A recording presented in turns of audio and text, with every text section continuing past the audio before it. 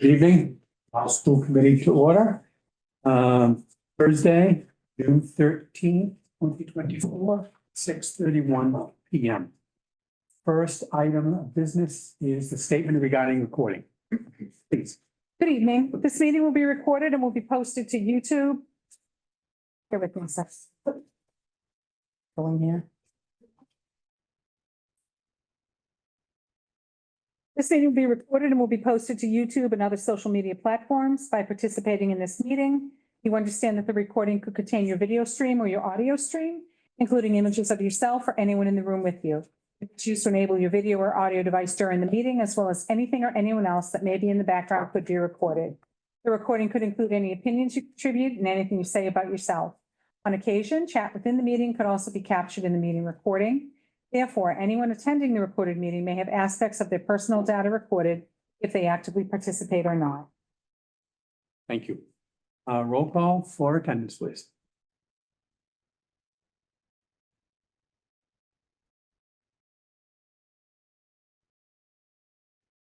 Dr. Allen? Yes. Mr. Marsh? Yes. Mr. Deschamps? Yes. Mr. Willannon? Here. Ms. Garvey will not be with us tonight. Okay, Ms. Hardier? Mrs. Chamberlain? Here. Ms. Muck? Here. Mr. Wiggler? Here. Mrs. Thompson? Here. Mr. Nutter? here, Ms. LaRange? Here. And Mr. Chairman. here. No school committee members on Zoom? Okay, thank you. Committee members, with your approval, I'd like to take the Student Advisory Council out of order. We have a lot of folks, students here this evening for updates. And if there's no objection, school committee members, I'd like to go to item number 3, the Student Advisory Council, and I'll turn it over to the superintendent in 1 second. Just want to introduce Mary Bell Lorraine, correct? Yes. Good evening, welcome, Thank you. representative from OCAM. Welcome to be part of our committee. Thank you. Look forward to working with you, all of us still. And we'll talk in the near future regarding subcommittees and what you'd like to outreach and work with. Perfect. Is there any, would you like to make a comment or No, statement? I'm pleased to be part of the school committee and I look forward to working with you all. Thank you very much. Of course. Superintendent. So first, we're going to invite Samantha Doobie, who you met previously this year. She has been working on her CAS project. She worked with grade 6 and doing sort of a transition plan and orientation. But you'll remember that Sam said it was really important to her that it wasn't sort of like a one-time thing and that it carried over and also that it was sustainable. So tonight, we're going to hear a little bit more about that. So we're going to let Sam take it over. I think we have some slides to share. Samantha just recently graduated as well. She was our only IB diploma candidate.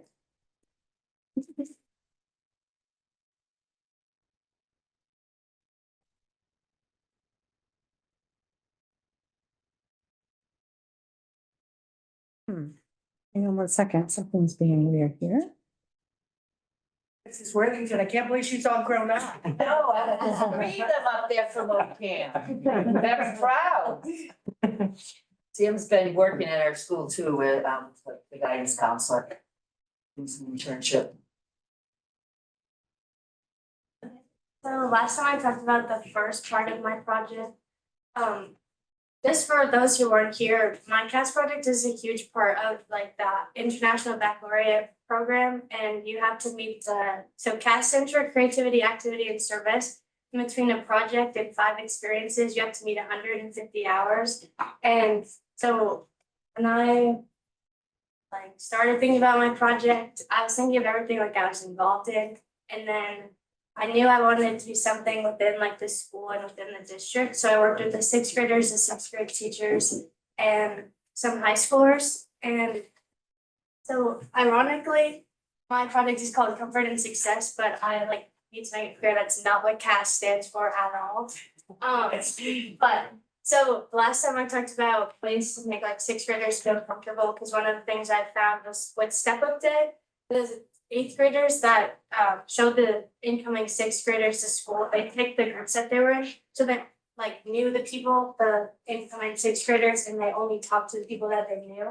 So then the people that they didn't know in the groups were kind of like shy and wouldn't like ask questions. So like I just wanted to make sixth graders feel more welcome. And then when I was working with Miss Olson, she told me that they were divided into two cohorts, and then they like kind of only knew the people in their cohorts, but then they go into seventh grade and it's like, here you go, here's everyone in your grade. So I wanted to make it so everyone like knew everyone.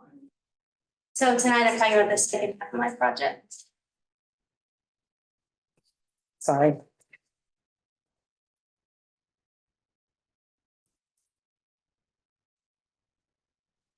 So we, like, the first time we had 12 groups of sixth graders and we had 6 go with the high school students at a time, and the other half, which is like around 92 sixth graders, stay in the gym with like 4 high school students. And what we did this time that was like different than the first time, because the first time we did like ways to manage stress, ways like goals you have, get to know each other in your groups. Because I took like every sixth grader and made the most random 12 groups possible so that they were making new friends, meeting new people, like meeting everyone in their grade.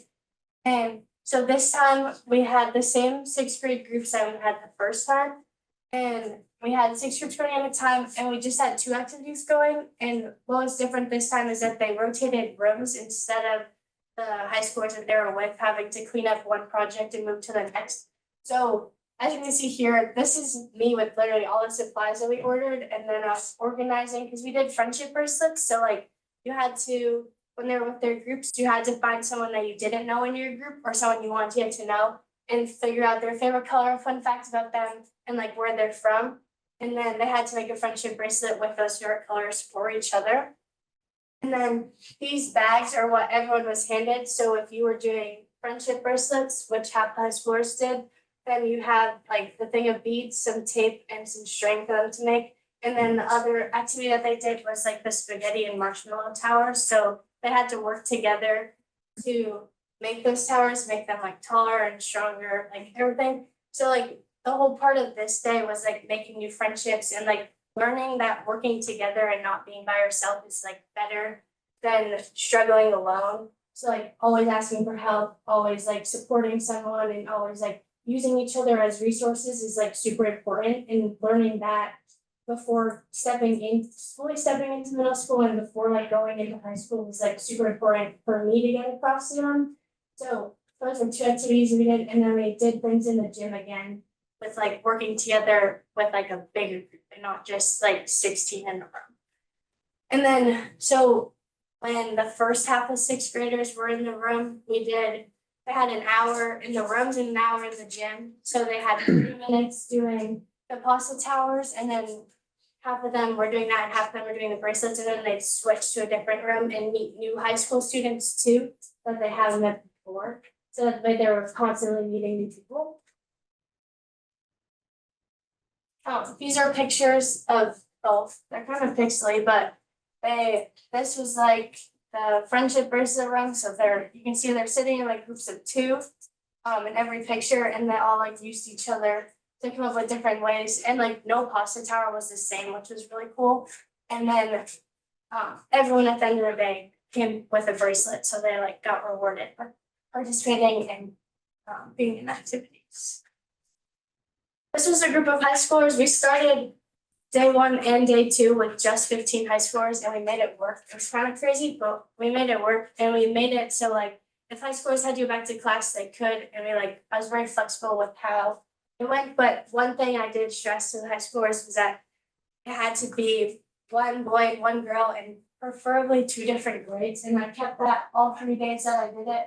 And there were some complaints throughout the 3 days, but once I explained it to everyone understood. And it was just like to see the different like things that Quabbin offers as a senior and a freshman together, like what a freshman's learning that the high school has to offer versus what a senior has learned in like all their 6 years here at Quabbin.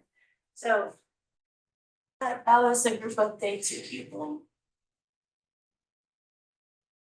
Then day 3 was field day, and we ended up with 24 high school students helping out, which was really helpful. So we had all 12 groups rotating at once.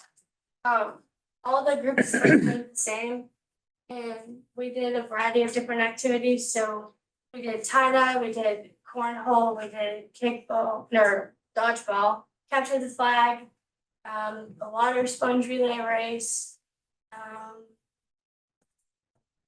an obstacle course, and musical chairs. And then our last station that everyone went to was a reflection station, which was like tying it back to the first time I met, things that they learned in sixth grade, if they met their goals, if they like made new friends, if they like managed ways to like handle their stress, and then like kind of just tied it all back together. So we talked about the first time, and then anything that they needed help with or wanted to ask questions, like moving on into seventh grade.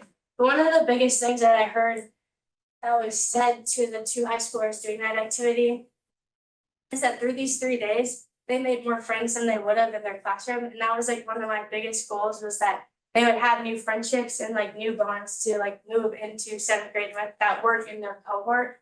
And that was like really big for me because that was my whole plan. And like Miss Olson and Miss Whitelaw and Olivia, Grace and Ashlyn, or Grace, Olivia and Ashlyn. For me, as being an organizer, seemed very hectic for me, but everyone was telling me that it was like so thought out, so organized.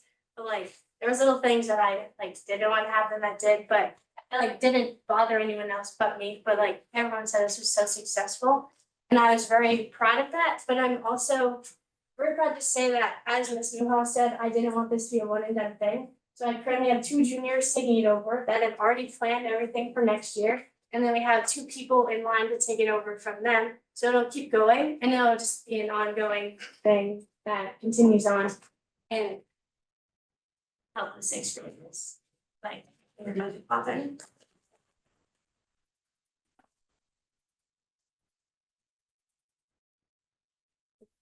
Any follow-up question for Sam? What are you doing next year? I'm going to University of Rhode Island to study psychology and human development and family studies. Study what? Psychology and human development and family studies. Good for you. Anyone else? Sam, thank you.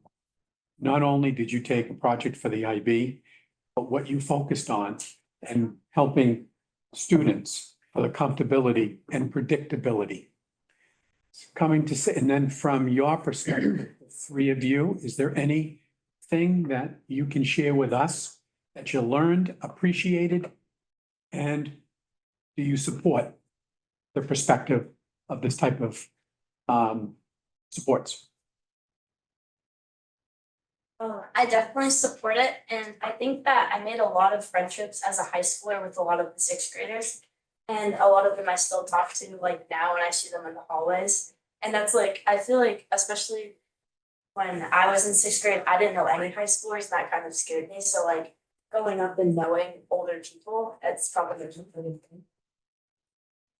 And either comment from either one? I made like new friends. Good. I made some more new friends, and I was like a lot more familiar with everyone. I knew what they liked and how they acted. Do you think it's given you some confidence to go into 7th and 8th grade? Thank you very much, and I'm glad that you came back to tell us how the project went and your success, and enjoy next year.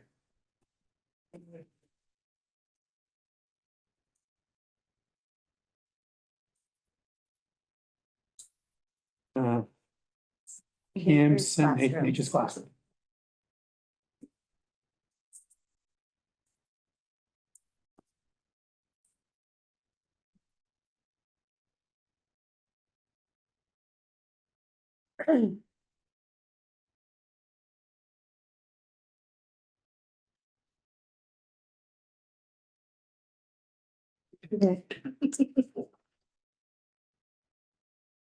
Miss Miller, yeah, we could have them step just a little forward because the microphone is actually up on that table. More steps. Yeah. There you Beautiful, go. beautiful. Perfect. We have a PowerPoint, Yep, you do.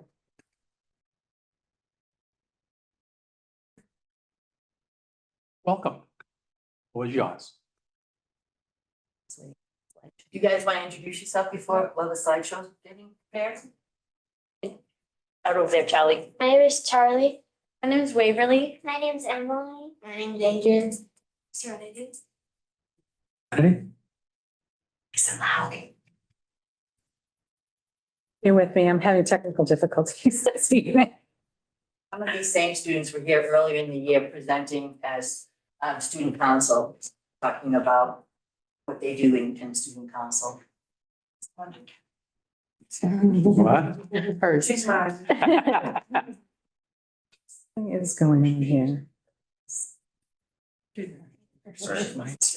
Oh.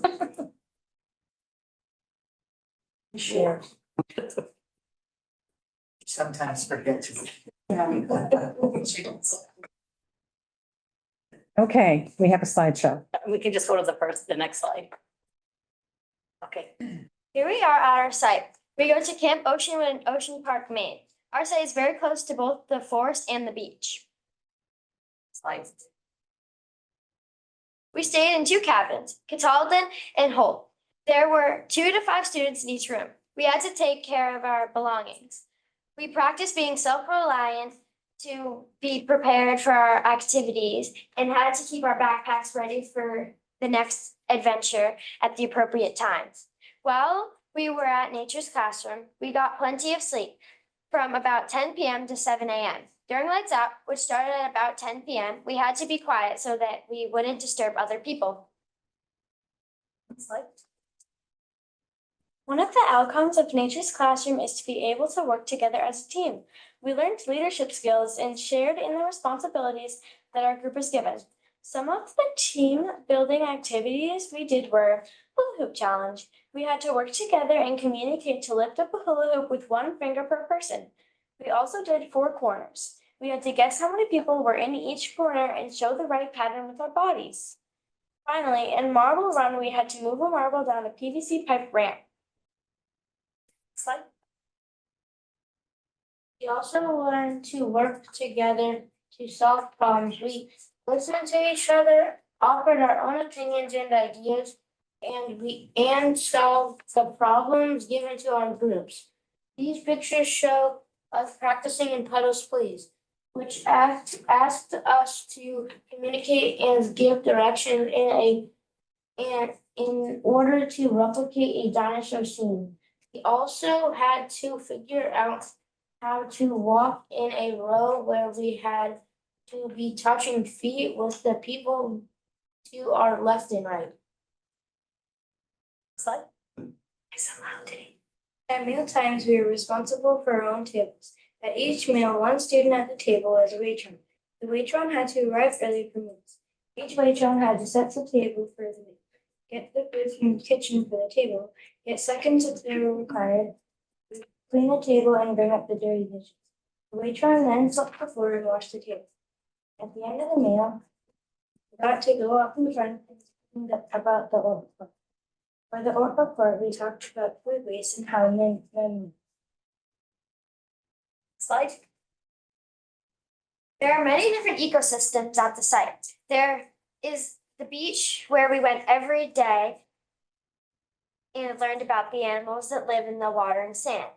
One section of the beach was blocked off because of endangered piping plovers were nesting there. Another area was the frog pond. We were able to catch and learn about frogs and other water plants and animals. The other areas we explored were a salt marsh and the forest. We even saw herons in the wildlife refuge and an eagle's nest. Every day. It's the next slide first. And the last slide, yep. Every day, we were able to take a class. There were 5 options each day. The classes that we had to pick from were squid dissection, field journaling, geology rocks, wilderness survival, bridge building, roller coasters, build a civilization, sandcastles, terrariums, water rockets, wood lore, wood carving, and nature art. Sometimes we were disappointed that we couldn't get our first pick for classes. The classes we ended up were all lots of fun. Classes were fun because we were able to learn about new things with new friends who shared similar interests. We had a great time. The food, counselors, and places we got to see were really awesome.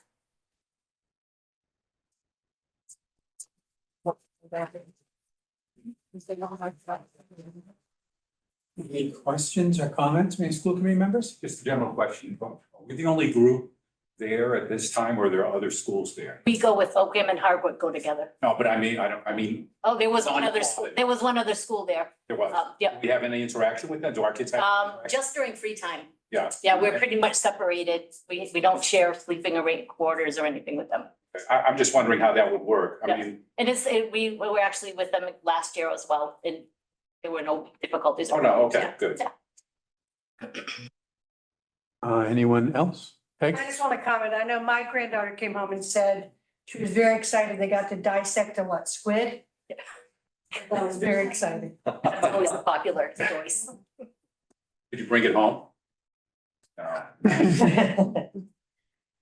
Did you, anything at night on those ecosystems? Did you go to tide pools at night or the frog pond or anything like that? No, I don't. You went at dusk or, when it was getting dark? And just quickly, if I can quickly ask, what was your favorite experience? What did you like? Too many things to choose from. I know. Anyone can tell us. What did you like? Dissecting? What's that? Dissecting. Dissecting. You like dissecting too. Okay, we got two of that. I like meeting new people. Great. I liked going to the beach because we got to find lots of like crabs and like seashells and stuff. And it was also like, since it's like getting to like summertime, it was my first time going to the beach this year. Fantastic. And the food part was like going to like frog pools and frog ponds. Rock on the top. Beautiful. Well, again, thank you. Thank you for sharing and telling us. One last question. Recommend to go next year, not you, but the next group. Yes. Okay. Maybe they want to go. We have a great class at the high school where you can dissect things too, so you can look forward to that.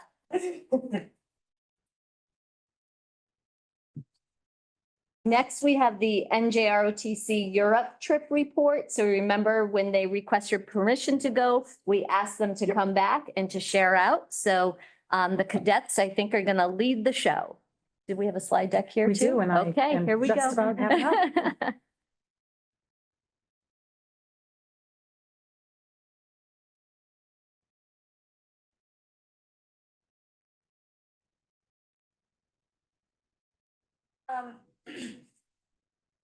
Good evening, everyone.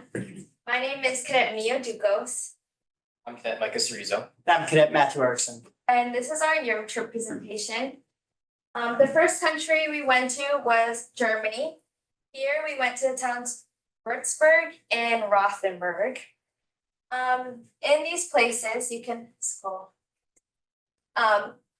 We got to witness, for some of us, including myself, I got to have gelato for the first time. It was such an amazing experience because different tastes, different everything. It's all natural. It's great. I love it. We also got to go to the Christmas shop that's very famous in Germany.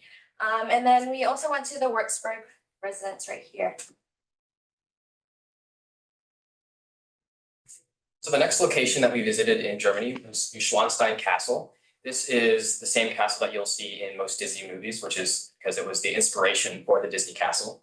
It was built by Ludwig II in 1869, yet its completion, or it was never completed. You can move on to the next slide, please. It was a really beautiful castle. We all loved to see it there. It was a hike up since it was on a giant hill. And it was just a lot of fun. Sadly, we couldn't take pictures of the inside because it's like out of a respect thing, you can't take pictures of the inside of some castles. And this is another view of the castle, and that is actually another castle in its vicinity called the Hohenschwangau Castle. It was by a later king at the time. Our next destination in Germany was Munich. In Munich, we got to see BMW World, the headquarters of BMW World. In BMW World, so many BMWs and so many different cars. It was just a great experience to see. We saw the Olympic site of 1972. You can scroll. Here is the town hall of Munich. This is us all in BMW World. And this is the place where the Night of Broken Glass was decided. In the Night of Broken Glass, German Nazis and people from Austria collaborated to just bomb corporations that Jewish people owned and just imprison them and just do a whole lot of horrible things to them. But this is where it was decided. Finishing our time in Germany, we went to Dachau, which was the first constructed concentration camp. After the Night of Broken Glass, they made a lot of these extermination camps. And you can go to the next slide, please. They tricked the German population into thinking they were labor camps, which is what that sign says. It says, labor will set you free, tricking a lot of the residents there, thinking they were just there to work. In Dachau, they created the first of the gas chambers and the crematoriums that you can see there. They used these in other places like Auschwitz, where a lot of the extermination happened. And at the conclusion of our tour, this poem was read to us by Martin Niemöller. And this poem kind of outlined the feeling of the just normal German citizens and how they didn't really want to act out against the atrocities taking place. So one of the next countries we visited was Italy, and our first stop was Verona. This is a very populated and densely populated city, and it was really interesting to see because this was our first time in Italy, and the streets were really crowded. It was hard to get by everyone, and so it made it really hard to move through a giant crowd as a group of 80 or so students, or 40 or so students. So the first place we went to is the balcony of Romeo and Juliet in the top right corner. It's actually not as big as you would expect in shows or anything. But it was still really cool to see. We also visited the Verona Arena, which is in the top right, and it's a much smaller scale version of the Colosseum. Yet they still had the same games as they held in Colosseum. We also visited the Adige River, which is located or goes through Verona. The next place and the final place we visited in Italy was Venice, where we got to see a very beautiful glass blow demonstration from a glass blowing factory. We visited the San Marco Basilica, and we also took a gondola ride through the very narrow canals, and we got to see the very beautiful architecture. And we took a tour actually through the San Marco Basilica, where we just got to see rooms upon rooms of the very beautiful art that was plastered all throughout the walls, on the ceilings. It was very beautiful. And if you go to the next slide, you can see the horse they made during our glass blowing demonstration. And you can see the architecture that we got to see from the very tight alleyways and the canals.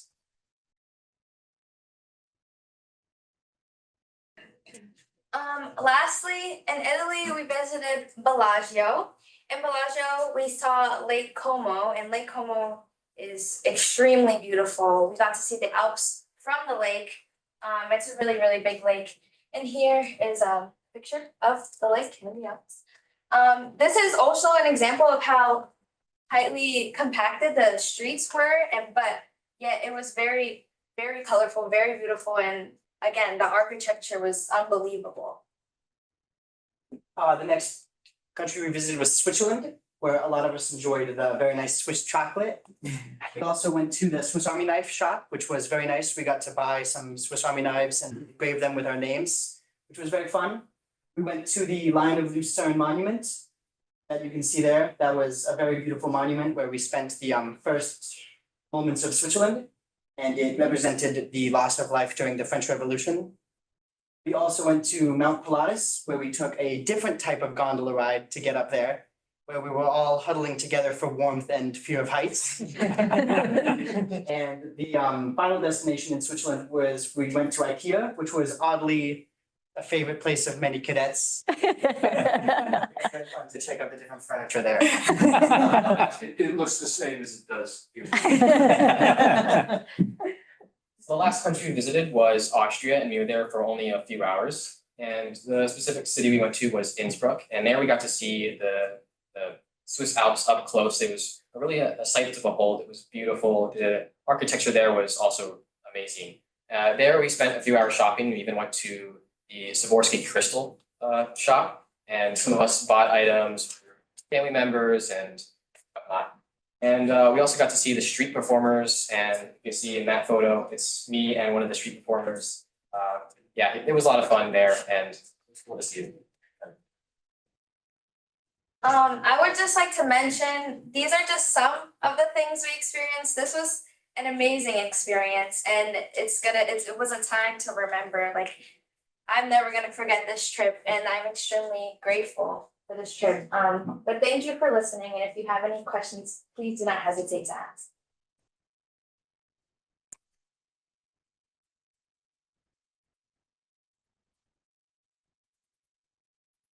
Any questions, comments? I presume that going to Dachau was a sobering experience. Walk into a concentration camp, and even though that doesn't have a reputation as being one of the worst ones, but just to see what went on there, I had been there many years ago. And I don't know if they still have some of the commentary of the US Army forces were the first ones to get in to liberate Dachau. And soldiers who had been going through this horrendous war, some sense of D-Day.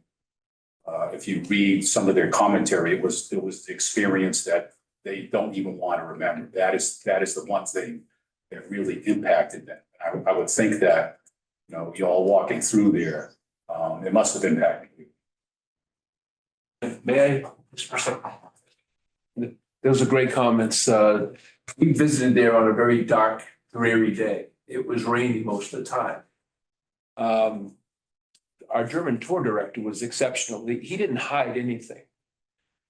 He was very open about the sins of the Germans past. He gave us a great tour and gave us a lot of free time to go ahead and explore. Two of our cadets, one right here, I had them write reflective pieces, and they delivered them at the Memorial Day Assembly. We talked about how at the assembly, how the Americans were the first ones to liberate the camp there. I think it was you that commented there were 32 barracks fit for 200 people, and there's times during the war where there were 3,000 people in those 200-person buildings. It was, I won't say that it was depressing. I will say that it was eye-opening, and it was life-changing for many of the cadets. We took our time there. We could have spent a lot more time, but tours, they got to go to the next thing. It was very eye-opening. Thanks for mentioning that. Yeah. I want to say thank you for doing this to both you, the cadets, and for you, Captain Branham. This is the world we live in, and we've talked many times about globalism and what it is. Many of your comments, I think, were quite prescient. You talked about Rotenburg. I was in Germany the day after the Iron Curtain fell. Went up over the hill. We're on our way to Rotenburg. Went up over the hill, and there's the barrier between East Germany and West Germany. And it was like spooky land. There were no dogs, there were no guards, there were no firearms. There were the towers, and there were the walls and all that. We need to know about these sorts of things as we think about what kind of world we want to live in. And for you, starting at your age, begin poking at these sorts of things and seeing them and understanding them. I think is terrific. And thanks again to all of you for doing that. That's a very good thing. Anyone else? Again, not only are you welcome, the school committee for years and the administration and the captain has made sure that there are opportunities for you to have outside of north central Massachusetts. And your comments, all of you, and what you witnessed, saw, and heard is now part of your memory of life in high school.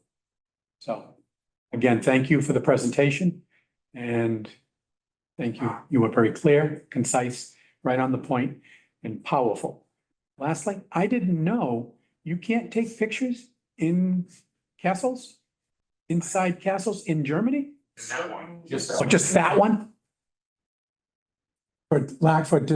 For respectful reasons? I believe so. Gotcha, thank you. That could be commercial reasons. It might be. Sometimes it's the flash and the photography ruin. Oh, You did say something about that too. Yeah. ruined paintings and things like that. huh? Yeah. Again, thank you very much.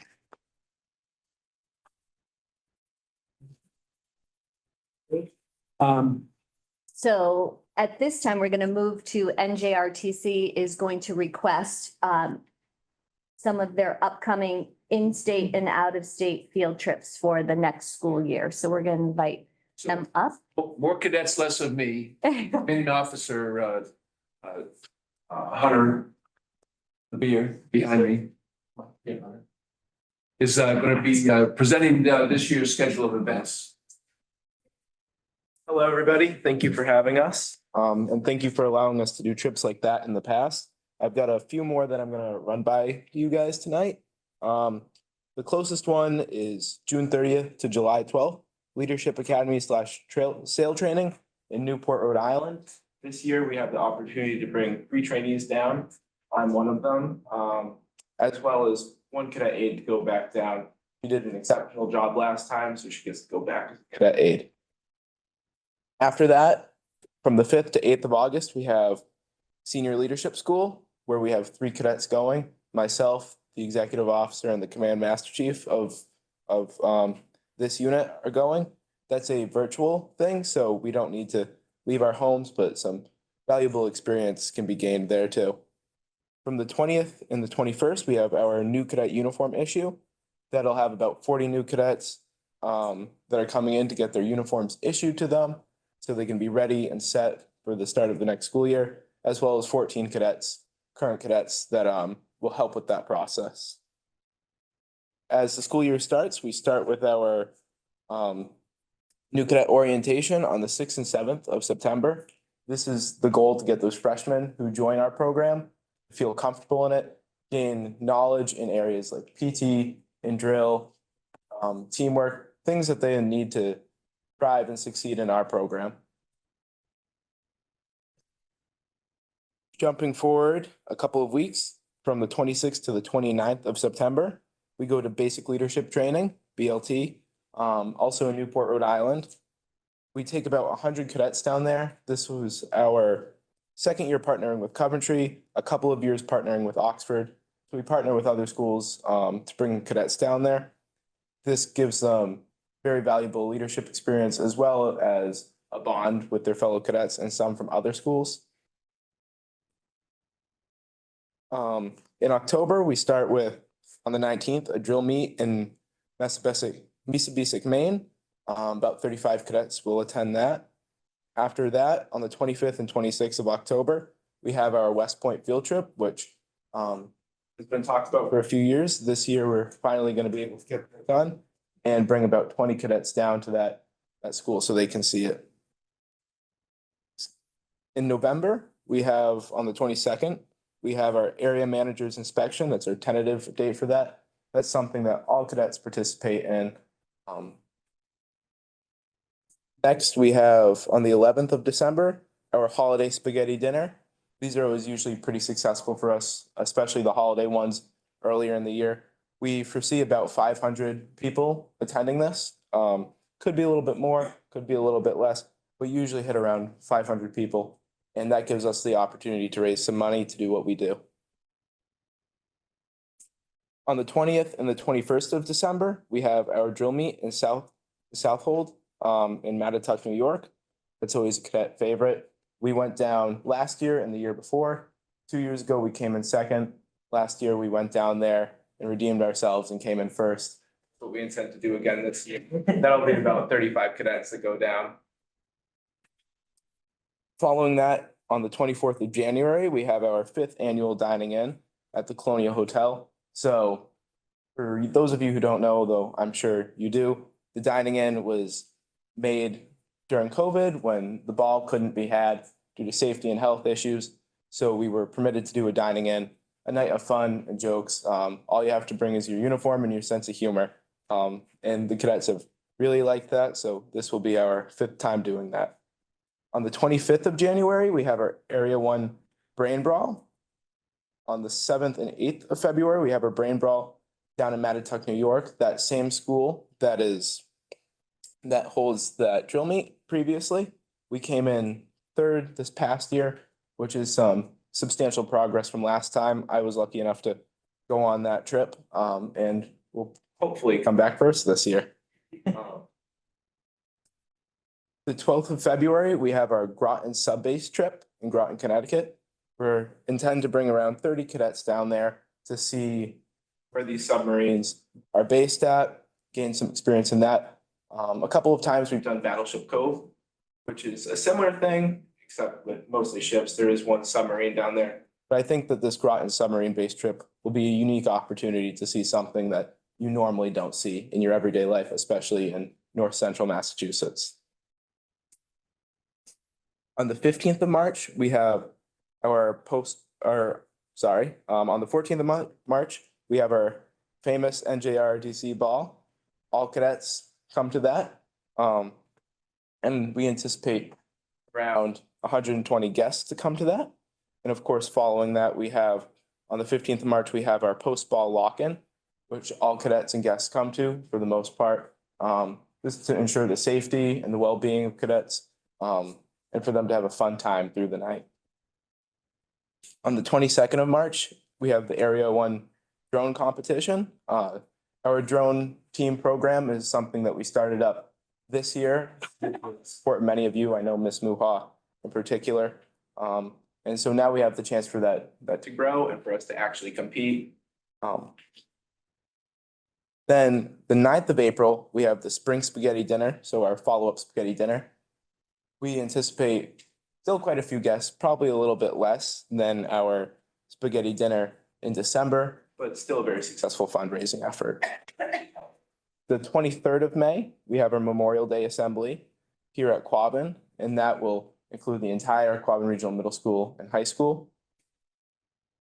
The 30th of May, our annual awards and change of command ceremony. So that's when I'm gone, as well as Cadet Erickson back here. That'll be something that all cadets participate in. The 12th of June, we have our flag retirement ceremony. We'll be using 12 cadets this year. We just had that yesterday, actually, and it went very well. It gives the middle schoolers, 6th, 7th, and 8th grade a good opportunity to look at properly retire our flag, why we respect our flag, and some of the history of our flag. On the 13th and 14th of June, we have our whitewater rafting trip in the West Forks, Maine, with about 40 cadets and 8 chaperones. We just got back from this past weekend, and I can say it's hard to compete with Europe, but whitewater rafting is one of my favorite trips that we do. I would like to remind you all that you're all welcomed and encouraged to our annual inspection, Memorial Day Assembly, annual awards ceremony, our spaghetti dinners, and our flag retirement ceremony. We would love to see you there, and we're grateful for those of you who we have seen there. Thank you. Allen. Yeah, a point I think is worth leaning on a little bit. You mentioned the ball and then what do you call it, the shut-ins or closed? Lock-in, sir. Lock-ins. After that, there was a very fine young man, lived on Mile Road in Hubbardston, who was killed, about a dozen 10 years ago. Yeah. And instead of saying, oh, woe is us, you kids should behave yourself, you shouldn't do something stupid. They came up with a plan. After the ball, they have everybody together. And they have activities and things for the whole night. So nobody goes off and does something stupid. And hurts themselves, kills themselves or whatever, as happens way too often in situations like that. And to take a problem or a situation and come up with a solution, which has worked every year since then, there have been no problems that I know of, I think is commendable and shows the quality of the leadership and the cadets in this program. Thank you, Dr. Allen. Any other questions? Seeing and hearing none, we have no school committee members on Zoom. So we can, if there's a motion to approve the calendar, For the usual provisos. Second. okay, for the 24-25 NJRTC calendar, in and out of state field trips. Since we don't have to do a roll call on that, all in favor? Raise your hand. Opposed and extensions unanimous. Thank you. Thank you very much. Thank you very much. Welcome. Thank you very much. That's the good thing. Yes, we haven't done It's been that. a We haven't done that in a while. Make Dr. Allen happy. No roll call. Oh, yes, yes, yes. He's ready from here. Yeah. What? He's ready from here. Oh. Okay, still a couple more student, again, thank you, colleagues, for the adjustment. We have, Next, we're going to move on to Sydney Gagney, who's an 11th grader, who's currently a dual enrollment student. Mr. Devine is going So to, Sydney has been is part of my report tonight, which I'll kind of go over the other things later on. The school should be very proud of Sydney, and I wanted her to showcase her for you. Sydney has finished her first year of dual enrollment. She has some goals around dual enrollment that are really commendable. And she's been highly successful, and I'd like her to share with you some of the successes she had, as well as maybe some of the obstacles that she runs into to make sure dual enrollment happens. So the floor is yours, Sydney. Hello, everybody. So I'm Sydney Gagney. I'm a junior in high school and I've done dual enrollment. And the first thing that I would like to explain is what dual enrollment is. And So, what? And where? Yes. So dual enrollment is a program where you do college courses instead of taking high school courses while still enrolled at the high school. So I do dual enrollment at Quinsigamond Community College. There are other options, and actually, I think you can take courses at most colleges surrounding our area, though the easiest or connections most are Quinsigamond and Mount Wachusett. And Mount Wachusett has the connection directly here, and you would transfer to Gardner if you were to do it there, and you would have it completely covered. And I believe there's also programs in the summer that you can do for free, though I do it through Quinsigamond, and I'm very thankful that my parents are able to support me in this program. You do have to pay full tuition for this, and you have to drive yourself there. That is one of the downfalls. But the other aspect of it that I love is that I'm still able to be connected with the community here at Quabbin. If you do go to Mount Wachusett, you have to disconnect yourself from Quabbin. And yes, you still can get invited to the proms and you still can get invited to the programs, but you're not directly able to be involved with the sports. So I'm a soccer player here. I'm a varsity soccer player, and I'm connected all the time. And the way that I'm able to do it is I take all my courses before 12:15 every day. And yes, so it's been actually very helpful with the advisors there. They've been by my side the whole time. And I go early, I figure out my courses, and when I figure out my courses, I have to, again, pick all the classes before 12:15 every day because I play soccer.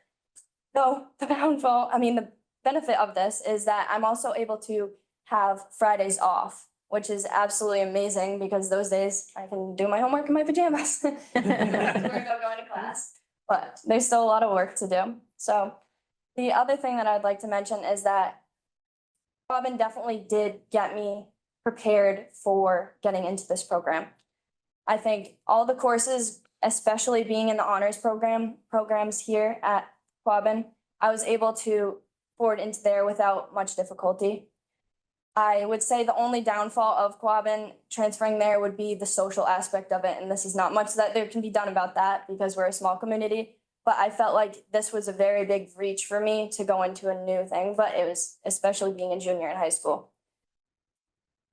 So going there, I think I've improved as a person in so many aspects. I mean, knowing right now, you probably can't tell, but I was a little more shy, especially leading into middle school. I was more of a reserved person and I didn't reach out to those people. I would always second guess myself and overthink before I talked to that person next to me or went to that person at that lunch table by themselves.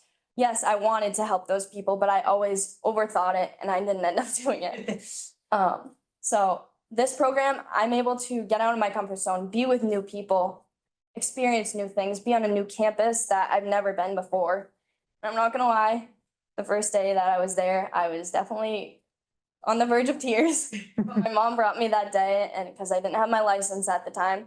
And once I was there, I felt like I fit in. I felt like a whole new aspect of myself came out and it was very relieving. I was able to go into class, make friends. Maybe I didn't talk to everybody, but I'm still meeting new people. Now, as my first semester went on, I look at my emails every day. And then one day, this one email popped up that I made the Phi Theta Kappa Honor Society at the college. And on the email, it said that I'm in the top 3% of the whole college.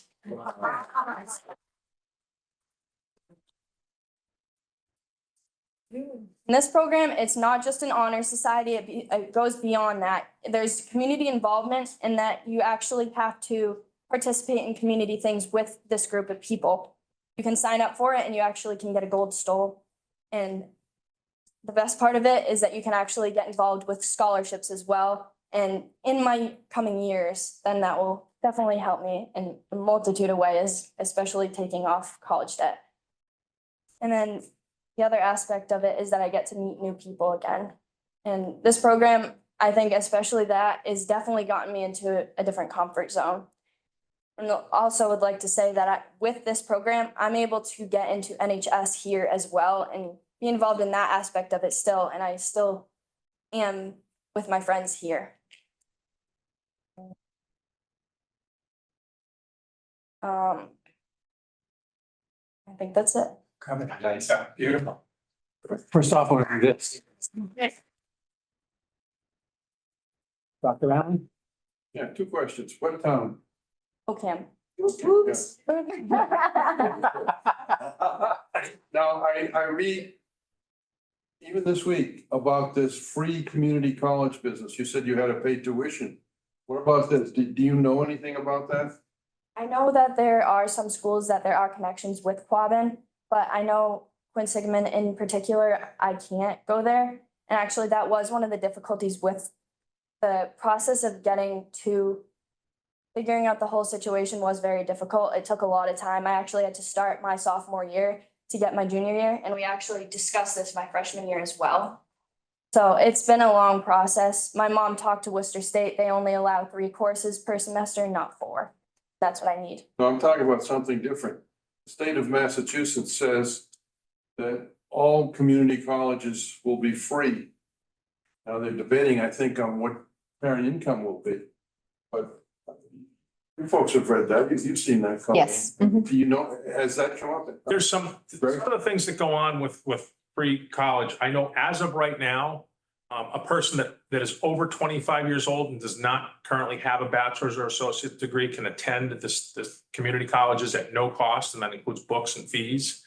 So it is free for people over 25 years old. In terms of some of the things that Sydney mentioned in terms of Gardner and Mount, our students can go to Mount Wachusett Community College and if they want to pay the tuition. However, there are other school districts that were successful in terms of developing an early college program where their kids can access the colleges for free. Gardner is one, Narragansett is one, Fitchburg is one. A lot of that has to do with their proximity to the community colleges, to be very honest. One of the biggest challenges we had in pursuing early college is the fact that we are a half an hour away from the closest anything. If we have to, they would want our kids there every day. And it was not really feasible from the state's point of view. So the idea of that early college is it's a discussion that free college, free tuition at community college is ongoing discussion at the state level. And it seems to be incremental in terms of when it's becoming free. For our kids that want to do dual enrollment, from Quabbin, the students are responsible for the tuition and fees for dual enrollment.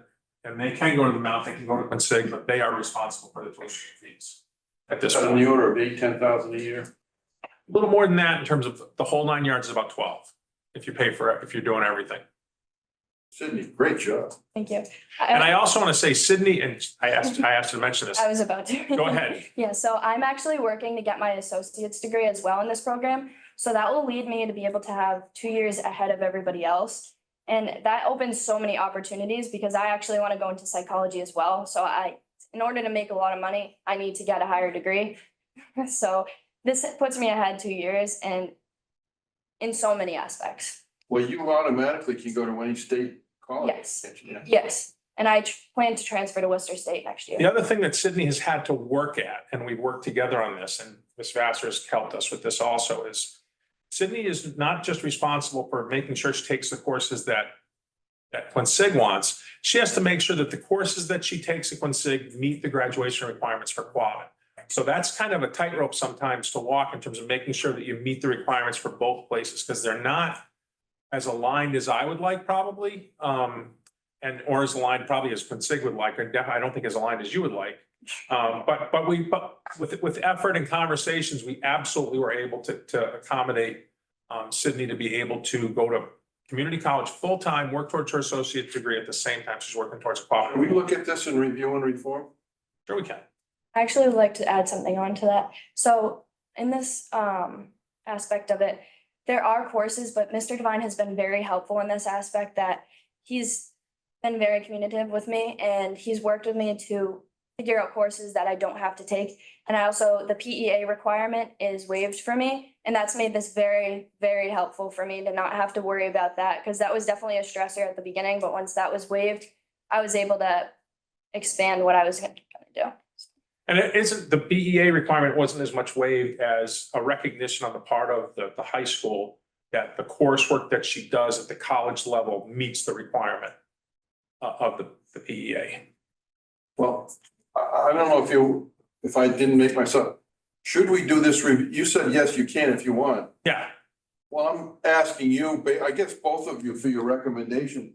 Would this be something that we could do that would help facilitate? Yeah, I think if we had I think one of the things that Sydney has struggled with, because she's been honestly so ambitious about getting her associate's degree. I mean, we have a lot of kids that have done dual enrollment in the past. And when they do dual enrollment, they seem to gear more towards Quabbin's requirements. And Sydney has really worked hard to meet the requirements of both the community college as well as the high school. And if we were able to have the discussion about how that process might be streamlined, because Sydney's kind of an anomaly in terms of the number. There's not a ton of kids that do dual enrollment to begin with, and there are very few kids that try to pursue an associate's degrey. So, I mean, if we could have a discussion about how those things can be streamlined so that that Sydney, a student like Sydney could say, I'm going to get my associate's degree. These are the courses that I would take, and have like an articulation agreement with the community colleges to say, this is what they need, and the colleges know. So, I mean, it's that would definitely make it, you know, as she said, she was a little stressed out at the beginning in terms of making sure that she was able to meet our requirements. And she has been able to, but it's been an ongoing discussion, quite a bit of effort on her part. It seems to me if somebody gets an associate's degree, that certainly should pretty well take care of whatever requirements we have. Agreed. And Colleen, would you put that on the agenda, please? I wrote it. Thank you. Lee, and then Walter. So just a couple of questions. So maybe part of it was answered. I was wondering if you could manipulate the classes so that if you have a major in mind, you'd be able to take some courses towards that major. So I'm not sure if that. Yeah, so I'm not allowed to technically have a major right now because I don't have a high school diploma. Right. But I'm still taking the courses towards that. a lot of the courses did overlap with what Quabbin required. So there was the global politics aspect of it. One of those, that was one of the options for, elective that I could have taken. So I ended up taking that, and that covered that. It was more of the English and the math and this every year. It's definitely hard to overlap everything, but definitely some things were overlapped. And then the other part was, so Greg, how would this, I just want to make sure that when she has the opportunity to take her AP tests senior year, that this either enhances that or at least makes it. Well, right now, I don't think she's not, correct me if I'm wrong, Sydney, I don't think you're registered for any AP courses your senior year. But she's taken the courses at the college level. College, yeah. Stays in the state system, those credits would automatically transfer. So she, rather than take an AP course to get those credits, she's getting the credits directly through the college. Okay, all right. Walter? Well, actually, I'm asking Mr. Devine, but if we did early college, correct me if I'm wrong, but we could have the actual professors come here and tell. That was one thing that was on the table that was Worcester State proposed to us. So for example, if we had a revenue source that could give us some money to develop a dual enrollment, because dual enrollment's a little different than early college, but a dual enrollment course, we could potentially for fees have Worcester State College, Worcester State University professors come here to teach a section of a class. They offered to do that for us last year for a fee before we were not successful with the early college. Those doors, I imagine, would still be open. It's just something that needs to be a continued discussion because there needs to be revenue sources for that. Isn't there funding for early college? There is funding for early college and we didn't qualify for it. Oh, We did not. I actually have one more comment that I would like to make. I think the one problem that I've had all throughout this whole thing is that there is a loss of communication on both sides from the college to the high school. And I think if there was a better connection between the two, I think it would definitely make it easier on my part. And I don't know if there's contacts that could be passed and that make it a little bit easier. And I think getting that communication streamlined, I think that definitely would help me because I'm still a junior in high school and I'm not completely, I don't understand all this stuff yet. And that's something I think, Dr. Allen, at your committee meeting, there could be a discussion about potential articulation agreements. With the community colleges and the state university. Be encouraged something. Oh, absolutely. This is why I asked Sydney to come. Exactly. She is a wonderful exemplar of what we are producing at the end of sophomore year at Quabbin Regional High School. She has gone to community college as a 16-year-old junior and made the honor society and is in the top 3% of the students at Quinsigamond Community College, a community college that has, I want to say, probably upwards of 8,000 to 10,000 students. So congratulations. Absolutely. Anyone? When does this discussion for students need to start? So like if they want to do what Sydney's doing now, when does this need to start for high school? As Sydney said, she started the discussion at least with her family in freshman year, but sophomore year, if you want to do it for the 2 years and get your associate's degree or do it full-time for 2 years, you really need to start that discussion in sophomore year. It's one of those things where up to this point, it's been students have self-selected to do dual enrollment. It's not been something that the school has actively pursued on behalf of students. Part of the reason for that is because, as Sydney has pointed out, she has the resources to be able to pursue this. A student that does not have a high school diploma is not eligible for any financial aid. So so a revenue source could potentially be helpful for this. Do you agree? I'd say that I talked to my guidance counselor in freshman year and it was still very iffy at that point that it was like, you could do this, you could do that. There was no I would say I respect my guidance counselors, but there wasn't much guidance in that aspect that I was, of course, a freshman and I was a little overwhelmed, but I also didn't know what path do I take? Who do I contact? Dr. Allen? Yeah, that program that you talked about earlier, and then we had the presentation where the seventh graders are given information about high school and what it is and who it is. Sixth graders, yeah. Maybe a little piece on this in that. What do you think, Nick?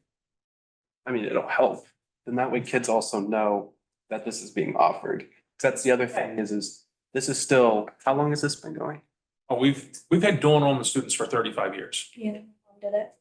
Because the other thing is like, what happens is kids are like, oh wait, I can do dual enrollment, like I can go to college and like still fulfill my high school requirements and potentially get an associate's degree. And a lot of kids, when they reach senior year, they're like, wow, I wish I like got to this sooner. Cause like my sister did this with Assumption this year for our senior year. And she was like, oh, if I like knew about this sooner, then I would have just done this back sophomore, junior year. And then she would have like a associate's degree now. And there's a lot of different levels of involvement that a student can do dual enrollment. Dual enrollment could simply be one course. And it's still dual enrollment. Sydney happens to be going full-time plus, make sure she gets her associate's degree. Like I said, she's a little bit of an anomaly versus a lot of dual enrollment students will take 1 or 2 courses a semester. And that's because it's a lot easier to afford 1 or 2 courses rather than full tuition.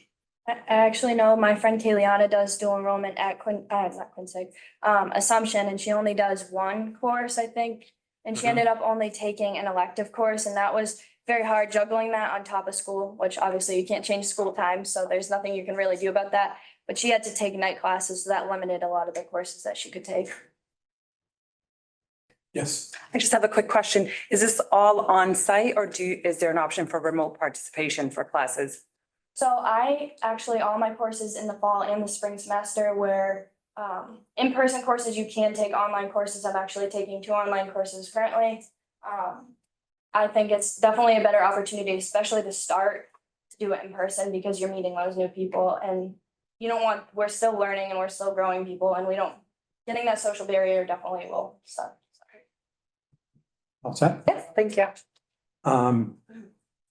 Peggy. Cindy, why did you want to do this?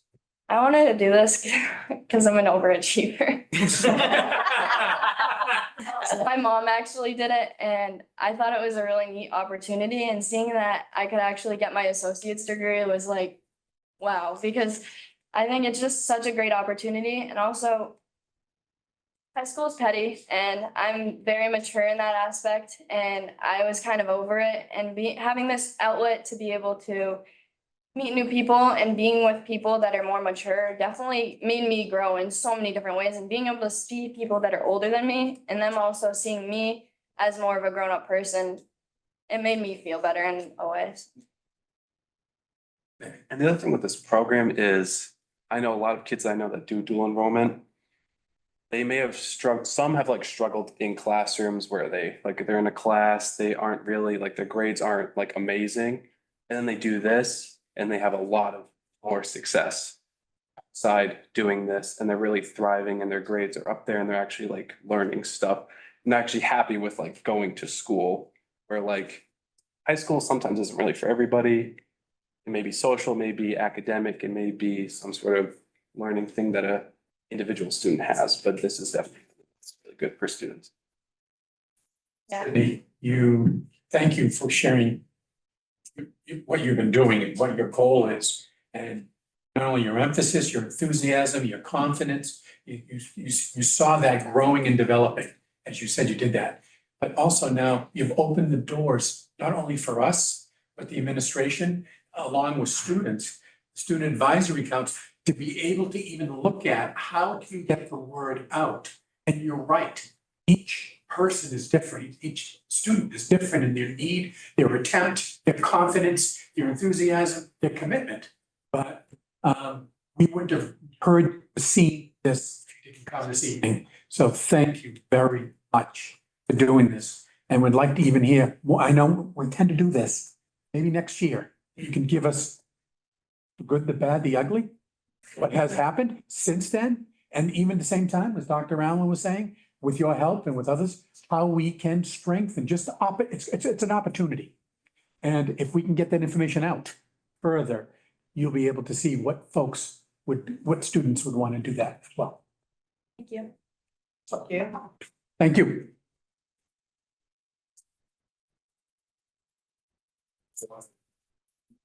And then one more. Nick? Students, school committee, student representative. I don't have anything like big to report on. For an advisory council, what?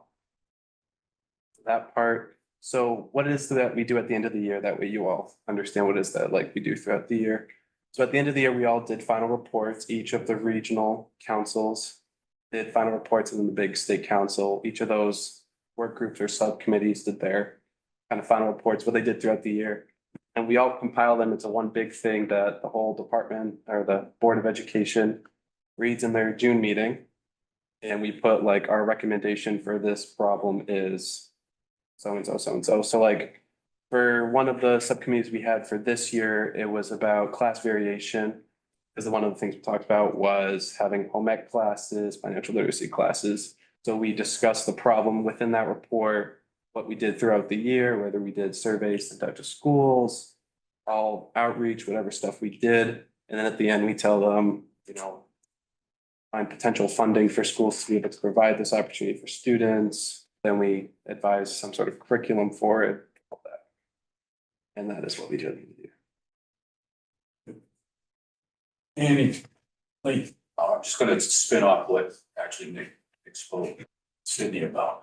I don't think we do, and it's no fault of ours, because it's systemic nation. I don't think we do enough for our kind of our overachievers or maybe our gifted kids. And we do, I mean, you can't do it. The money's not there to do it. But I think this, you know, what Sydney represents here, and what Nick said about, you know, there are some kids that maybe don't even do as well in the classroom here. Suddenly go out there and they just blossom. And I think this is just a great way for maybe to have, I don't want to say outlet might not be the appropriate word, but I'm going to use it, an outlet for some kids.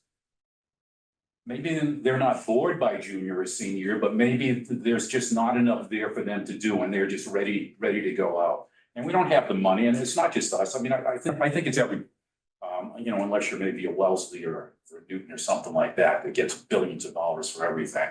But I really do. I think, and it's not just our high school. I think it's our elementary. I personally, I know of some elementary situations where I think kids are sort of kept down because we don't have the ability to say, okay, let's take this fifth or sixth grader and really let them shoot. And I think I don't want to say we lose kids that way, but I think that's problematic. And I just don't know. I don't know what we can do about it there, but at least this offers us an opportunity if we can enhance it and really get the word out and get kids to do it. Streamline the process. To really go out. I know transportation's an issue, et cetera, but if we can really enhance this approach, I think it would really help a number, it could be a significant number of our kids to really just blossom, just to go beyond the boundaries we kind of set for them here. Even though we do a lot of great stuff, but still, you know, I just think gifted kids don't have as much possibilities as a lot of them can have. Dr. Allen? Yeah, we tried to do something about this in the mid-80s, gifted and talented, put in gifted and talented. We had Liz, second grade teacher down at the High Plains School. And the national economy just broke us, just is what you were saying. All of our money goes to the lower end of the needs scale, maybe the higher needs kids. And that's where all the money goes, and there isn't anything left over for. So I think something like this is terrific, and any way we can push that. I think Lee's absolutely right. Great thing to do. Good points to bring up, and appreciate it. Also, Nick, again, thank you as we created the representation on the Student Advisory Council with you and Isabella and the high school and the perspective. This was the first year we did it. And I just wanted to ask you, again, thank you for your participation, involvement. You're another person, and I'm not being disrespectful, who's an overachiever, and you were doing many things, not only on the state level, the local level, the community level, the mentoring level, all those pieces. Exactly. So again, I want to say thank you for your commitment, your time, and doing that. Is there anything that you want to share with us, or anything any parting words for us, which I think, and you can certainly think about, you know, getting involved when you come back in various ways in the community. No, I just want to say thank you all for the experience. I definitely did have a good time being here and representing students, and I know Isabel did as well. It was a great learning experience for me. It was a great experience for me to have overall. Next year, there's gonna be two different students next year. So next year, it's gonna be a current junior, Ruby Gratulis, she'll be a senior next year. She's from Oakham. And then she's currently a freshman, but she'll be a sophomore next year, Ella Reeves. Those two will be taking over the spots on the advisory council and then also on here. Me personally, I met with both of them and I explained all of it to them.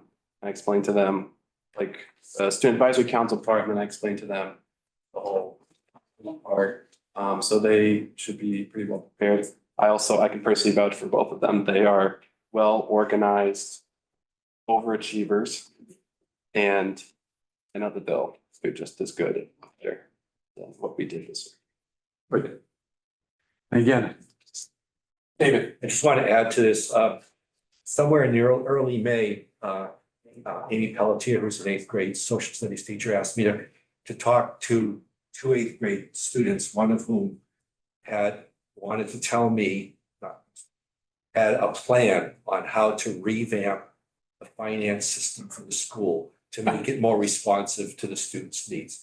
So Amy had worked with, and she was very serious about it, this young lady. And Amy couldn't get her off a certain page. So she invited me to come in and sit with the young lady, and I did for about 45 minutes.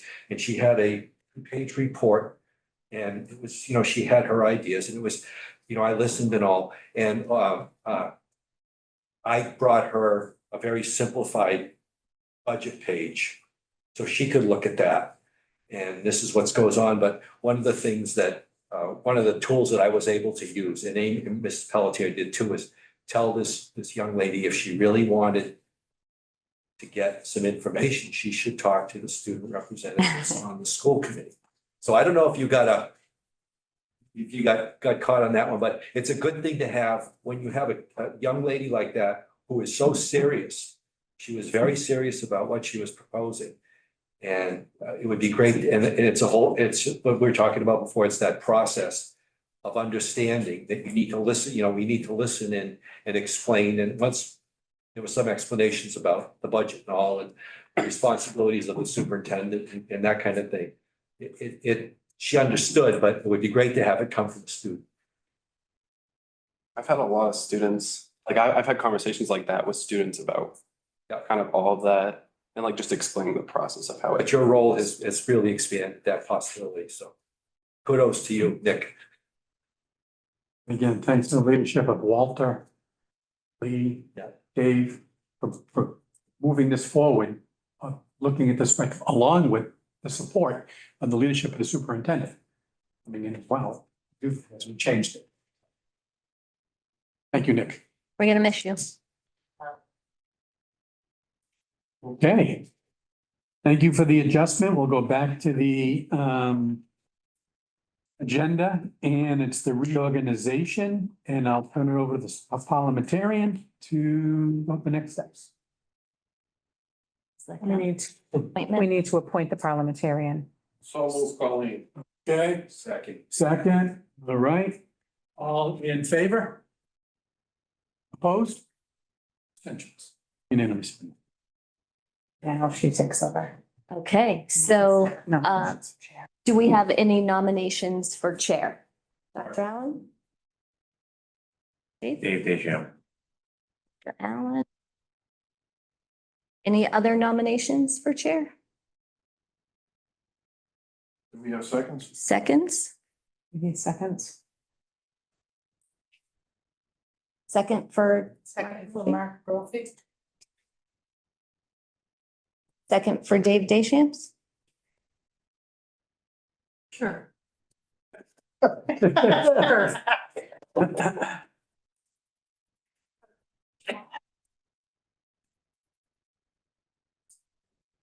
Will nominations be closed? Second?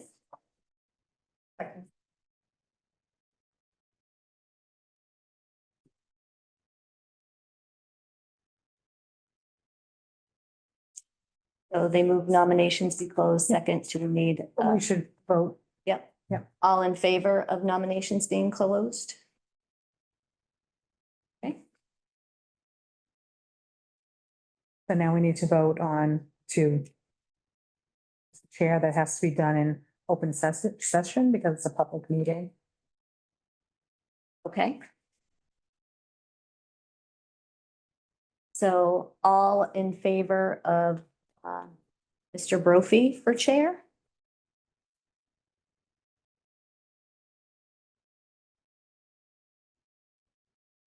And all in favor of Mr. Deschamps for chair?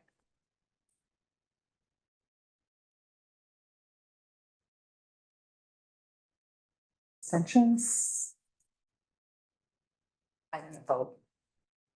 You're Any, not voting? I'm not. I don't feel comfortable voting with, gentlemen. I don't know.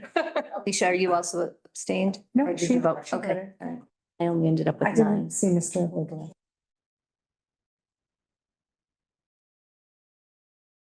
I had 5-3. Mr. Brophy, what you have? Did you- I had I think I had six, I think I had, it should be 6 because I didn't have Mr. Wiggler written down. That should be 6-3. All right, Mr. Brophy remains as chair. congratulations. Thank you. Appointment of vice nominations for vice chair. Yeah, is there a second? Second. Okay, are there any other nominations for vice chair? Seeing and hearing none, it's closed. And all in favor? Opposed? Abstention. 1 abstention. Okay. Nomination of appointment of treasurer, Ryan, am I saying it, Melu? Mayu? Mayu. Is there a second? Or I should say, is there a motion? So moved. So moved. Second. Second, Peg. All in favor? Opposed? Abstentions? 1 abstention. I move Carrie Metcalf. Carrie Metcalf, second. Lee? All in favor? Opposed? Abstention? 1 abstention. And appointment of executive assistant Jessica Bennett. I'll move Jessica. Okay. Second? All in favor? Opposed? Abstention? Unanimous. Yes. Thank you. Again, just want to say thank you for faith and trust in our leadership, and we'll continue to work together, and we will do a lot of work next year. We have, aside from the leases, have an updated dealing with looking at the regional agreement, at least a opportunity for the school committee members to go through an exercise in the summer, dealing with the regional agreement. We'll have some negotiations with three contracts will be up this year, coming up.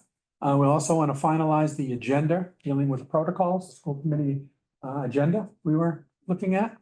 And also naming of buildings is something that's going to be a carryover from last year, this year on that policy and other perspectives on it.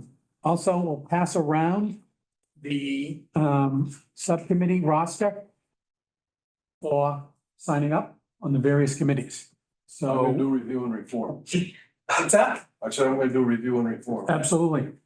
So we'll pass that around, sign up if you would, interested, you'd like to work, same with any committees you'd like. Alicia can give you a heads up and tell you as well, and look forward to working with everybody as we do every year. We now in our packet have approval of minutes. First is our executive session that happened on April 11th. Are there any, you have them at your place? You were also emailed them in your Dropbox. Is there a motion to accept? Sure. Lee, is there a second? Second. Any questions? Any potential omissions, deletions? Seeing and hearing none, roll call? Not roll call, I apologize. All in favor? Abstention. I know, isn't it? Meetings are just so much faster. Opposed? And abstention. Abstention. What, two abstentions, Three abstentions. three abstentions. Okay, so that one through. Executive session meeting, minutes for May 9th. So moved. Nate? Second. Dave? Is there, okay, any potential questions? Potential omissions, deletions? Additions?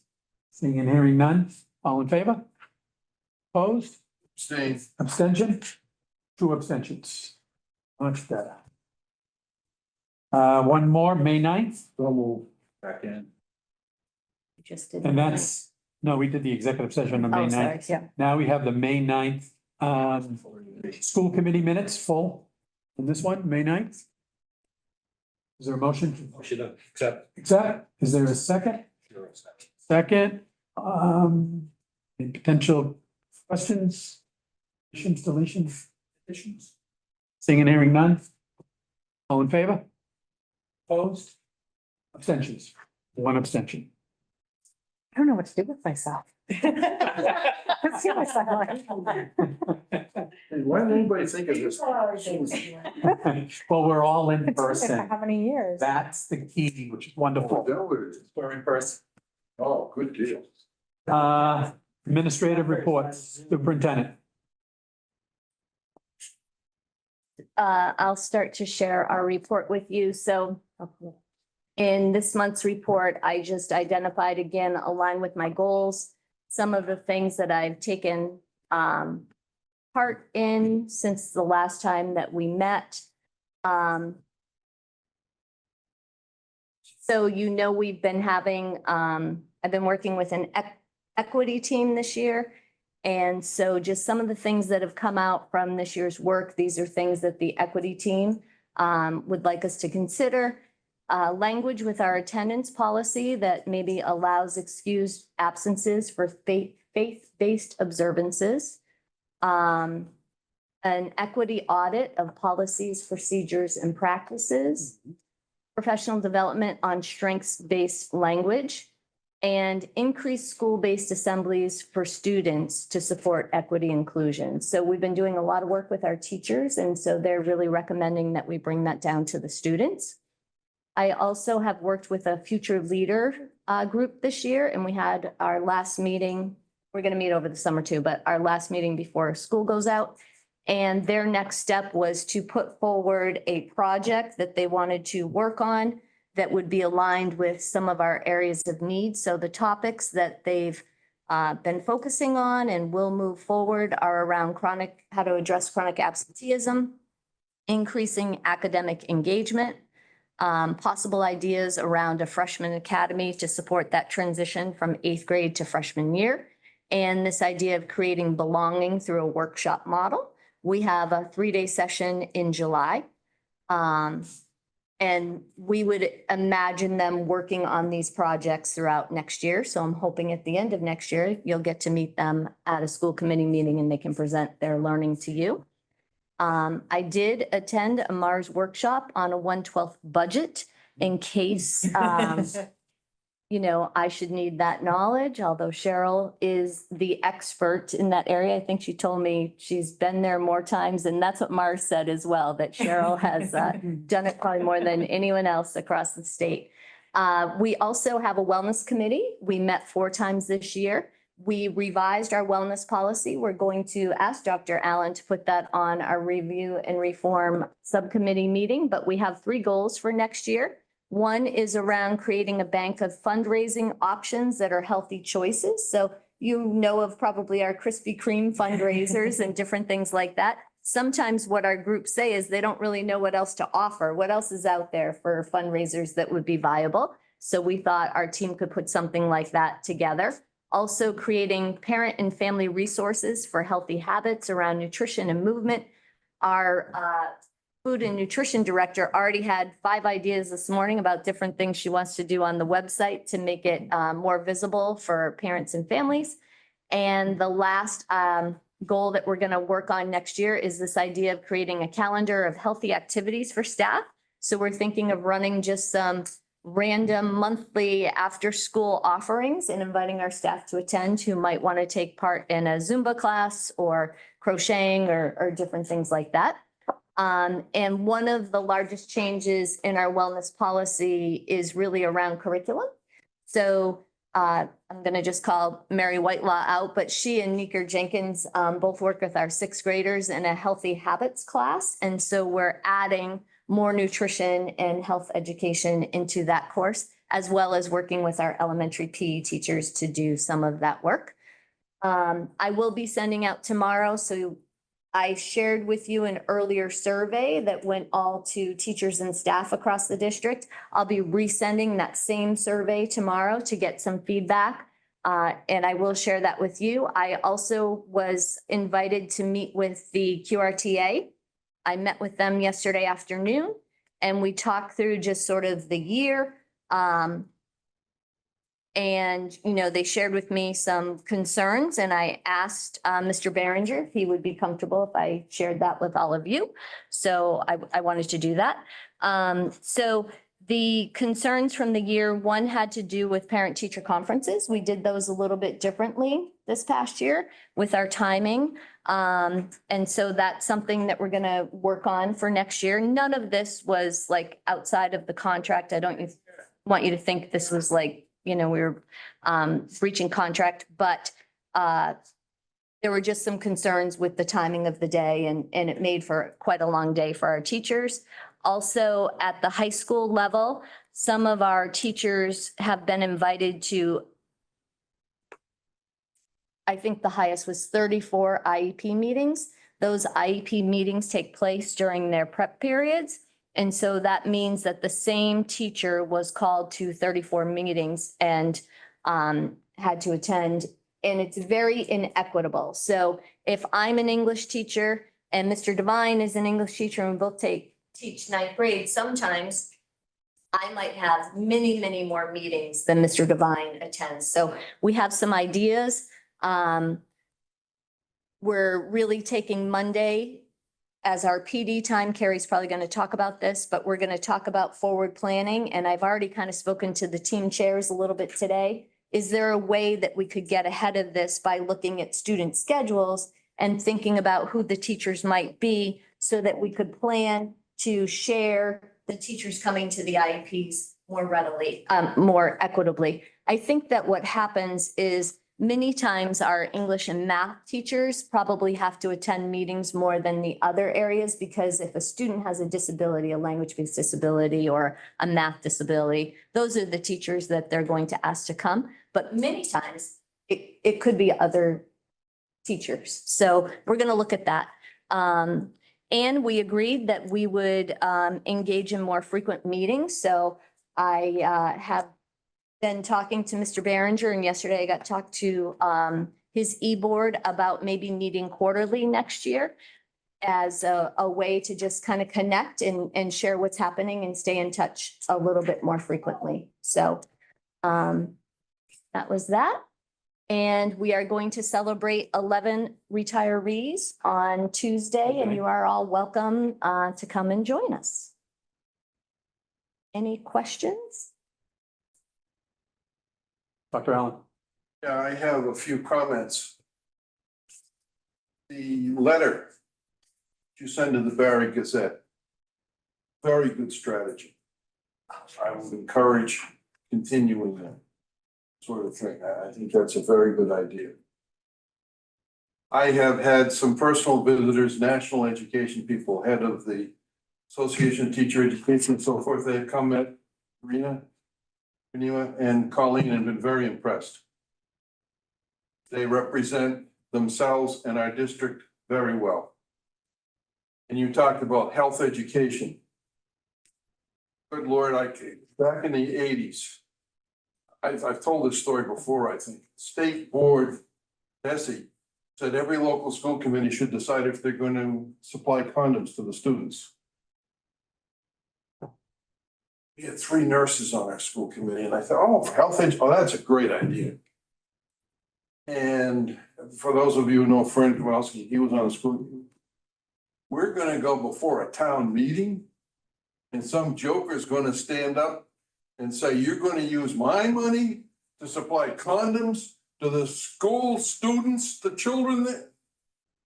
Well, we got a pocket veto on that, but when I hear about this healthy, you know, the kids can get whatever they wanna get.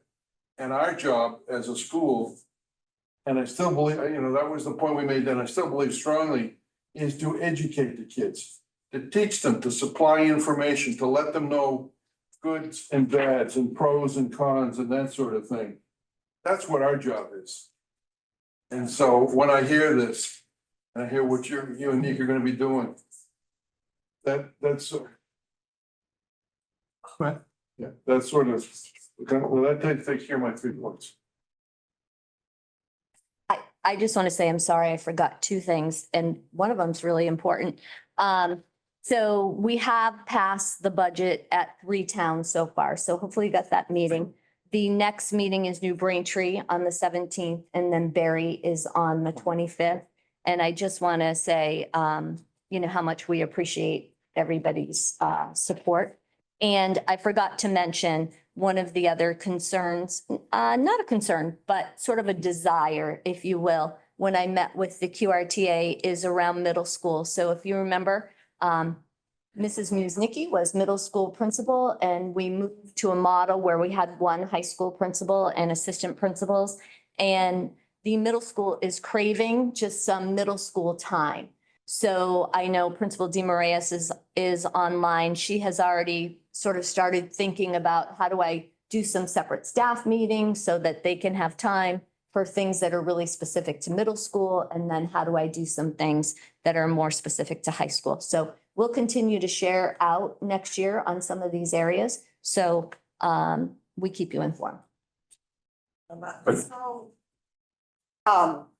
my oldest is in 6th grade now as well. And I know one thing that I believe, I'll just put it as a belief, can be difficult for example, for the middle school students is like the shared announcements for both high school and the middle school. So it can be hard to filter out what's high school and I don't need to pay attention to, what's middle school and I actually do need to pay attention to. So just as a general suggestion, if there is. That's great feedback. Write it in the wings to help them out. Thank you.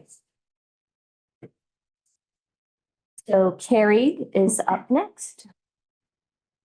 So we have been working with the middle high school team to try to move the scheduling timeline up a little bit this year. We're very excited that teachers and are going to have a pretty good idea of what their schedule is going to look like. And we expect to have some student rosters for Monday so that they can actually do some transition planning, which is something that doesn't typically happen for us in the middle high school because of our timeline being a little later.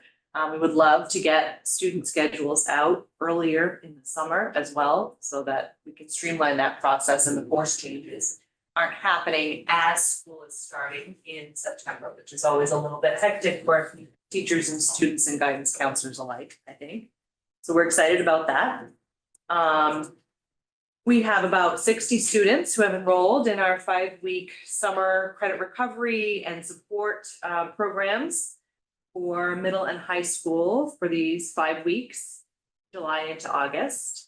And 180 elementary students were invited to attend a 1-week acceleration academy at Hardwick in August. 55 middle school students to attend at the middle school. So I know I make poor Kevin's job difficult here in the summer, but we will be busy over the summer here with lots of students and teachers in our building. So we're looking forward to that work. We're putting together some proactive plans for next year so that students who we think need some extra support, we're hoping to, instead of having to offer them recovery at the end, do some more proactive support as they come in. So our middle high school intervention specialists and coaches are working on some plans to try to catch them early and keep them caught up. And so they've already identified a list of things to put some things in place for starting at the beginning of the school year. Another support we're going to continue to expand is that co-teaching initiative that we started this past year. So we'll be rolling that into grade 8 math, grade 9 ELA and grade 9 math. I know people had said last year that was something they'd like to see. That is going to happen. And so our new cohorts of teachers are going to training Monday and Wednesday in Millis with the same consultant we worked with the last year. And our curriculum committee finished up its work for science and social studies. They did unanimously decide to pilot Open SciEd for science K-5 and 9 to 10 next year, and investigating history in grades 3 to 7. These are both high quality instructional material programs that the state is really, sort of endorsing and offering some money around support and professional development. And so we also did get a couple of grants actually, in order to support that pilot for investigating history in grades 3 to 4 and 5 to 7. So we're very excited about that. What company produced those? So investigating history was done by the same one we went through. I want to say it's Project Citizen. I have to double check on that for you. But they did it in collaboration with the state. Open SciEd is its own group. Again, the state's been really sort of involved in the process. What they found when they started, they go through a curriculum review. They did it first for math and for ELA, and then they started on social studies. And what they actually came out with, they said they didn't think that any of the curriculums that were out there met their basic standards around culturally and linguistically supportive teaching, around differentiation. And so their solution to that has been to work with some curriculum developers hand in hand to put some things together. So we're excited about those materials. We already had an opening kickoff day for the social studies PD, and the teachers had some really great feedback about that. So one of the things we're learning is how much the content instruction actually supports our students in their reading skill development. I think for a long time, we've focused so heavily on skill development in reading in isolation at the elementary level. A lot of things like social studies and science have fallen to the wayside because there's no MCAS for them at the elementary level. But really what they're saying now is the research shows that really helps build their comprehension. So it's important not to forget that piece. And we did wrap up our International Baccalaureate report. They do one every 5 years. We sort of go through a self-study, very similar to NEASC, and then we meet with the sort of some people from the IB program who sort of give us a review. And one of the things that came out was that we sort of need to reinvigorate our mission and vision around that program here at Quabbin, which wasn't surprising to us. And so we've taken some steps, and we had a welcome celebration the other day at the high school for a record 8 new diploma candidates coming into their junior year this year. So we are very excited about the number of kids that have signed up, and hoping that helps us reframe our work there. I just want to say 2 things. We really want to send a shout out to Assistant Principal Jason Gilmartin for working on the schedule, along with Patty Stoltz and Andrew Walsh, who's been instrumental in sort of helping us plug along. Carrie and some of our coaches have also helped this year as well, but it's no small undertaking. But we had a goal, and I don't want to jinx this, but I'm super excited to say that we feel like by Monday, we are going to have our schedules ready to go. And then student schedules will follow hopefully shortly after that. Don't want to leave out our guidance counselors who are busy hand scheduling these last. Yes. Oh, yes. Don't let me forget them, because that's what they've been doing all week. And I also just want to let you know that Carrie is going to be going back into the classroom. So we have posted her position. We are starting some interviews tomorrow, but I'm not going to say this is going to be her last school committee meeting, because I don't think that could possibly be true, but we really appreciate everything she has brought to us this year and her knowledge especially. So I just want to thank Carrie and say we're going to. It's been a great experience. I miss that role. I miss the kids. Thank you. It's where you belong. Thank you, Carrie. It's where you belong. Thank you. All right. So Kevin. We were able to secure warranty repairs for the track. We met with the company that's installed the track, and warranty was only expired in August. And they have agreed to complete some repairs on the track itself under warranty, which should occur in July. The middle school winch project, we installed new winches on all the basketball hoops in the middle school gym. We eliminated a hand winch that was being used to raise the lower them, which was very dangerous. So now we have electric winches with remote controls. OTM Center School had a problem with a winch and a cable, which we both replaced at the same time. And we have a fire hydrant in the front of the school. It's actually sunk down where it won't function properly because the drain is below grade. In order for us to actually make the repairs on it, we have to shut the entire loop off. All the water from the school will be shut off, so we've scheduled that on the 19th.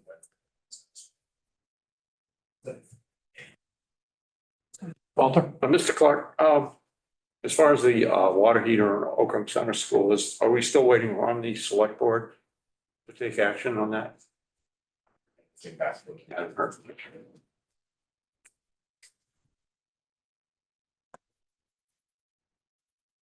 Thank you. So Director Walsh is not here tonight, but you can see his updates. I don't want to pretend to know too much about this, but he's got an internet migration happening, a phone system upgrade. That's going to happen the week of July 8th. And we did start collecting Chromebooks. I think I saw the tech team this afternoon. They're like, we learned a few lessons. We're going to do a couple things differently, but overall, I think it went pretty well. I will share that we had a high number of chargers not turned in and a pretty significant number of damaged Chromebooks. So we'll kind of keep you abreast of where we end up with that. But I think they were disappointed in the collection today for that reason. He has closed, or his team has closed 212 support tickets and 2,807 since the start of the school year. Cheryl. I'm happy to announce that we have a new payroll coordinator who started on Monday. However, to start in this role in June, when I have trial by fire, as we have 7 more payrolls to do between now and July 1st, but He'll be up to speed. no time. She has a great attitude. I think she's gonna be a great asset.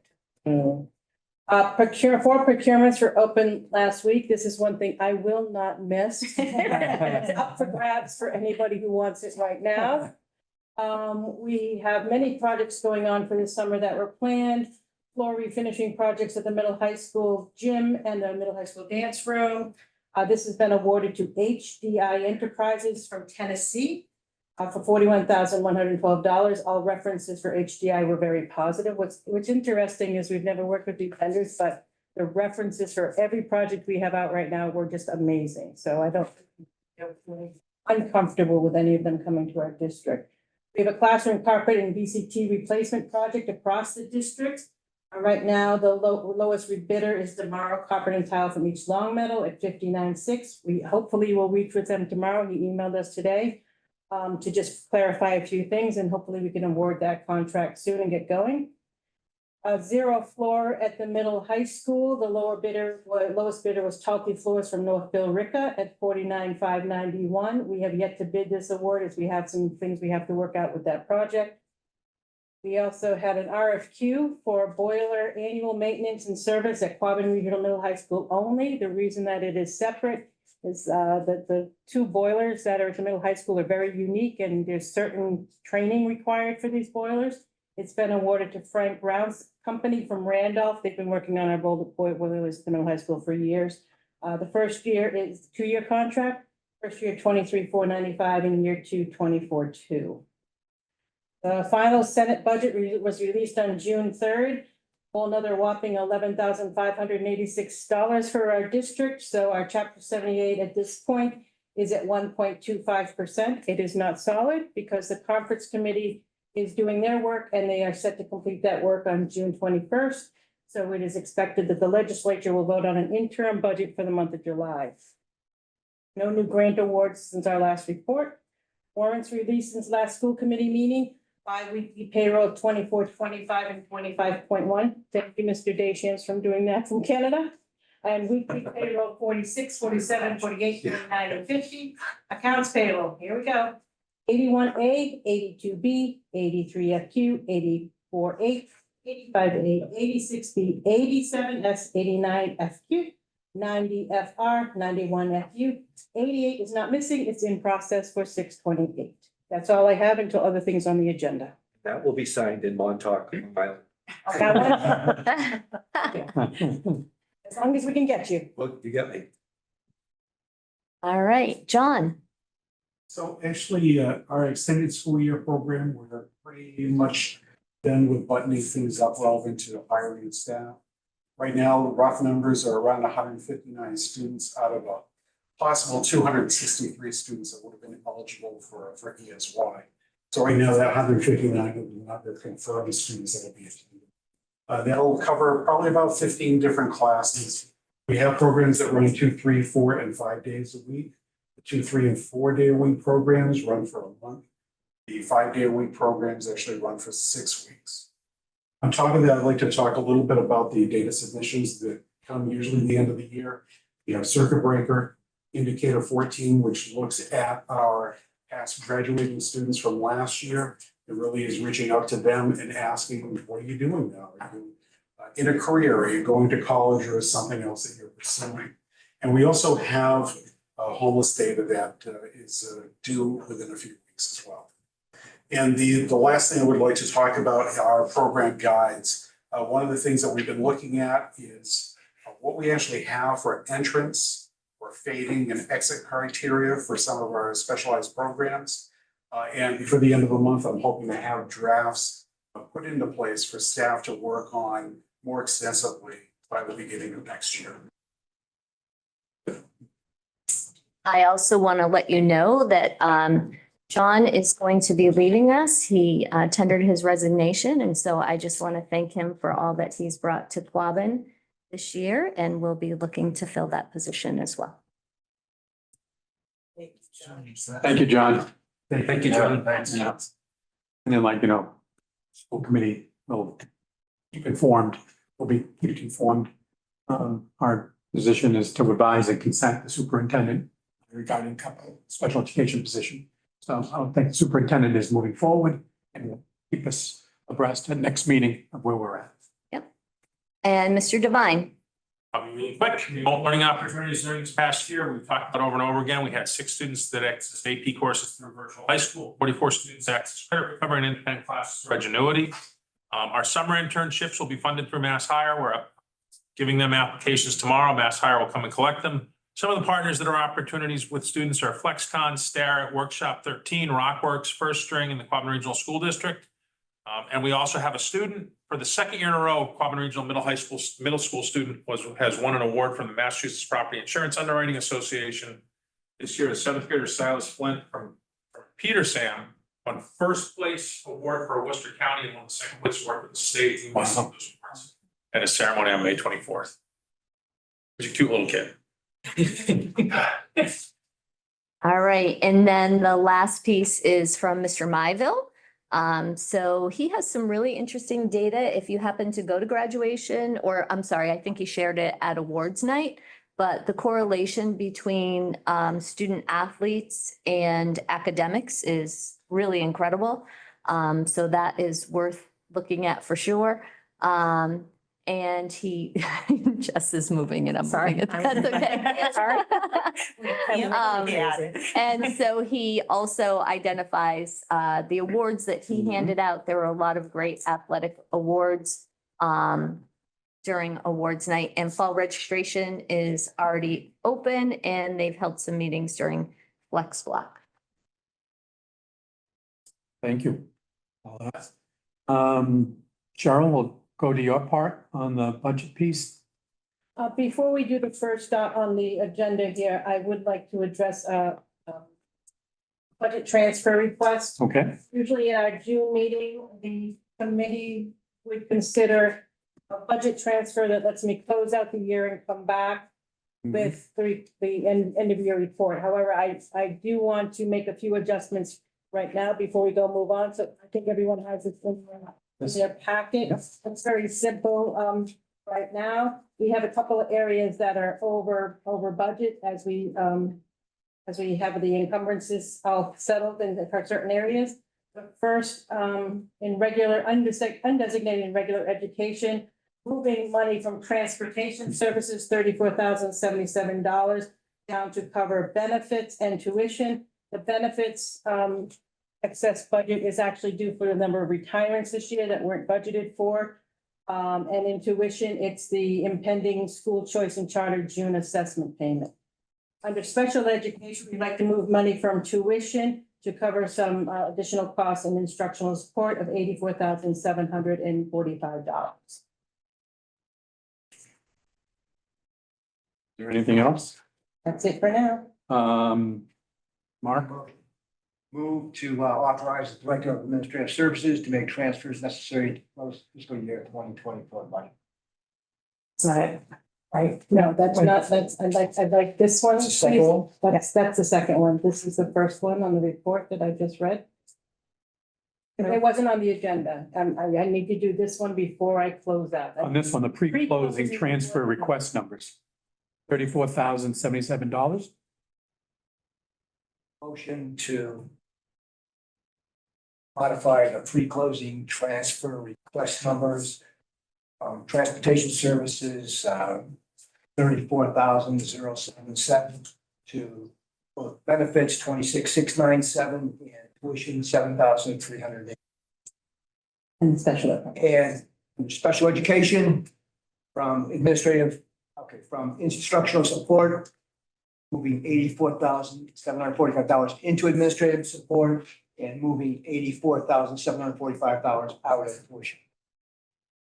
Good. For a second. Sure. Okay.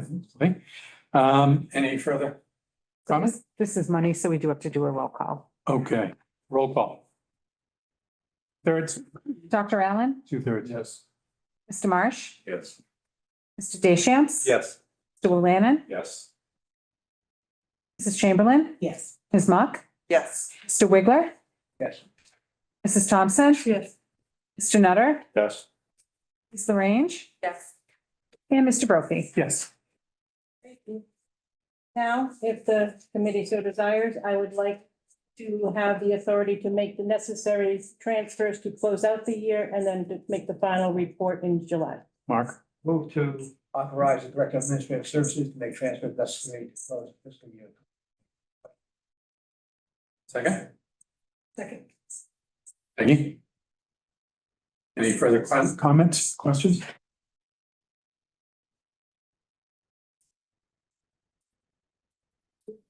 Roll call? Dr. Allen, Yes. Mr. Marsh, Mr. Deschamps. Yes. Mr. Willannon, Yes. Mrs. Chamberlain, Yes. Ms. Mock, Yes. Mr. Wiggler. Yes. Mrs. Thompson, Yes. Mr. Nutter, Yes. Ms. LaRange, Yes. Mr. Chairman. Yes. Next, we have a usual yearly business authorization to borrow in anticipation of funds for FY 25. It says FY 24 on the agenda. Should be 25. Motion is available for you as required by statute. To authorize the Auburn Regional School District Treasurer acting under the provision of Massachusetts laws, Chapter 71, Section 16G, as amended by Chapter 13, Section 4 of the Acts of 1972, and with the approval of the chairman of the district committee to borrow money from time to time in anticipation of revenue for the fiscal year beginning July 1st, 2024, and to issue a note or notes therefore payable in 1 year, and to renew any note or notes as may be given for a period of less than 1 year in accordance with General Laws, Chapter 44, Section 7. Second? Second. Dave Deschamps, seconded. Any further comments? Roll call? Yes. Dr. Allen, Yes. Mr. Marsh, Yes. Mr. Deschamps. Yes. Mr. Willannon. Yes. Mrs. Chamberlain. Yes. Ms. Mock, Yes. Mr. Wiggler, Yes. Mrs. Thompson, Yes. Mr. Nutter, Yes. Ms. LaRange, Yes. Mr. Chairman. Yes. Thank you. Good. Teacher Advisory Council, no. I think I can take this fairly quickly. I know we have administrative review. but just to, are there any other reports from any of our committees? Audit, budget, central office, collective bargaining, buildings and grounds, policy review, student service, technology, or ad hoc at this moment? Okay, Mark? I'm gonna mess this up. I just wanted to make a comment. As Colleen mentioned, 3 to 5 pounds. Budget, 2 towns that are remaining. And, you know, what was pointed out at the Hubbardston meeting was the total transparency was in the last year. We started off with, and this was Mr. Boudreau. I was really surprised to hear this from, because, you know, he seemed to think that we weren't as transparent the prior year, but the fact of the matter is, I think we were very transparent all the way through the process. But really, thanks, Colleen did an excellent job there. And I'd be remiss if we really didn't recognize Cheryl for, you know, the outrageous job that she's done over the last 20 years. Right. 23 years, but I've only been working with you for the last 5, 6, whatever. But really, any question, any issue, is readily explained, so everybody can understand it. That's really where we need to be going forward in the future. I completely echo that. I would have been really lost and will be probably with Cheryl and her binders, but. I'm gonna leave. So this is Not Steve the yellow Dollinger. ones. Real Not quick, the Steve yellow Dollinger. ones. Steve Cheryl Dollinger has a from new OK. sign in her office. Oh, You have Mr. Sorry, Dahl. real quick. Yes, Steve Dollinger from Finance Committee here in Oakham, Massachusetts. Cheryl, you're the best. I really appreciate you and everything you do. I hope that my displays were helping you in the conversations we had at our annual town meeting. But I really appreciate all the hard work you do, all the presentations, all the documentation. You really make it inclusive and understanding of where you're spending your money, what you're doing with it, and how you're applying it to each district. So thank you very much. Thank you, Mr. I should say that Mr. Dollinger was a real help for us in the meeting, because when I was getting yelled at by the little old man 2 rows over, that is staring me down, he brought up our presentation on the screen and he directed them to look at the numbers, and thank you for that, Mr. Dollinger. Anytime, Cheryl. Thank you so much for all you do. You are very much appreciated. Thanks, Mark. So, administrative report. Administrative review. For that, can I motion not to, that we, as a school committee, won't accept Cheryl's resignation? That was signed off last August, way too late. our new director of administrative services is online. You're making her a little nervous. She will get all the binders. Oh, yeah, she will get all the binders. Hear that, Julia? I have to say, I came to my interview with a 5-inch binder in my lap, so I'm leaving many more than one. Right, admin review, we had a subcommittee meeting that was also attended by Mr. Gilmarahan,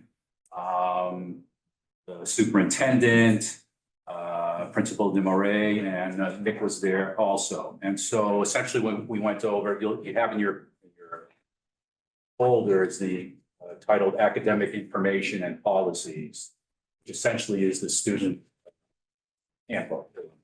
A significant chunk. And what we did during the meeting is we went through some of the changes that would be going on or that would be brought to the school committee, which we will vote on in August. We won't vote on these now, but we just wanted to make you aware. And pretty much handbook, they will have in your file in this, anything that's highlighted in yellow is considered a change or is a change. And there are 3 significant ones. So the first one that we discussed, and tell me if I'm wrong here, but isn't it in the first page, which is not highlighted, or? It's actually on page 15. The academic integrity. Yeah, but I thought we were changing the 4 out of 5 for the middle school, I think from 3 out of 5 passes to 4 out of 5. Yeah, that's not on the first page, though. So the first one we're looking at, I believe, is page 15. That's on page, what Lee's talking about is on 33. Oh, okay, 33. No, what I'm talking about is on page 11.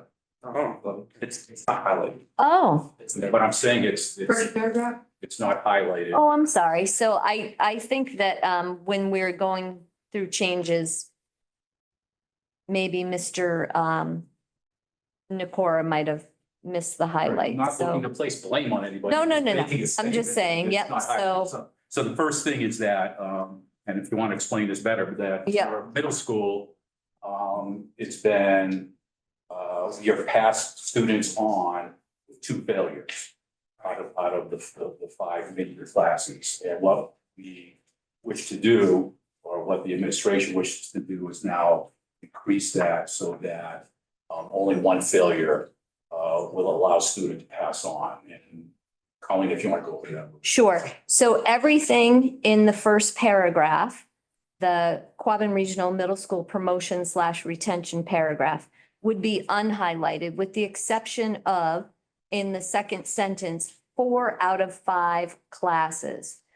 So what we're saying now is that students have to pass 4 out of 5 classes, and we are counting as individual courses, obviously math, science, English, and social studies, and then they have a rotation of specials. They also, to be considered one class, where we will sort of average out their grades in that special to say whether they've passed or not. So in order to be promoted, they have to pass 4 out of 5.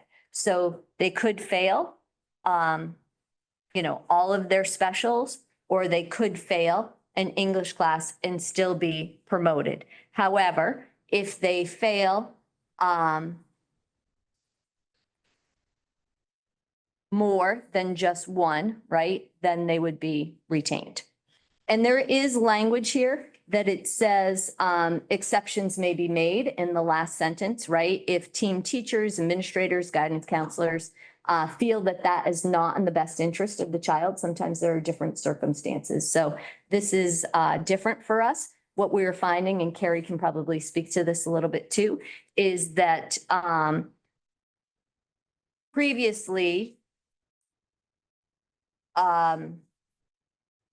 we feel that you've heard us speak a lot about our 9th grade need for credit recovery. And so we feel that if we strengthen this in middle school, that it'll also strengthen and help prepare our students better for freshman year.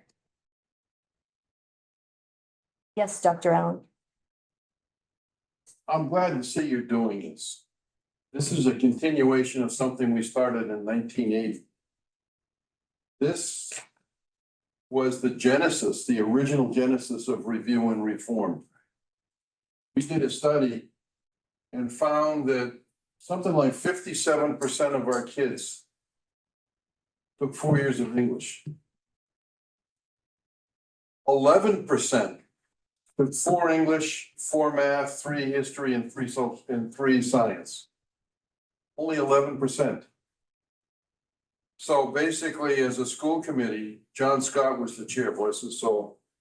And we pushed through saying that they had to have the 4-4-3-3. And then he appointed a review and reform and asked me to chair it to see what the effect would be. So this I see as a very strong, very appropriate, good continuation of that effort going back 43 years. Good job. Thank you. I also just want to say, we've presented to the committee before too, that we have more interventions in place for our students now at middle school. So we feel confident that we can give them additional support when they're struggling to help them be able to achieve that goal. So I think that's really important to say. We are trying to change some conditions to better support our students and build their skills. Questions? The second big one on page 15, top paragraph. It's highlighted. And basically what this is angling towards, and I think it's a good approach, is essentially students using unallowable outside resources to do their work. And, sort of aiming, and it's mentioned the chat.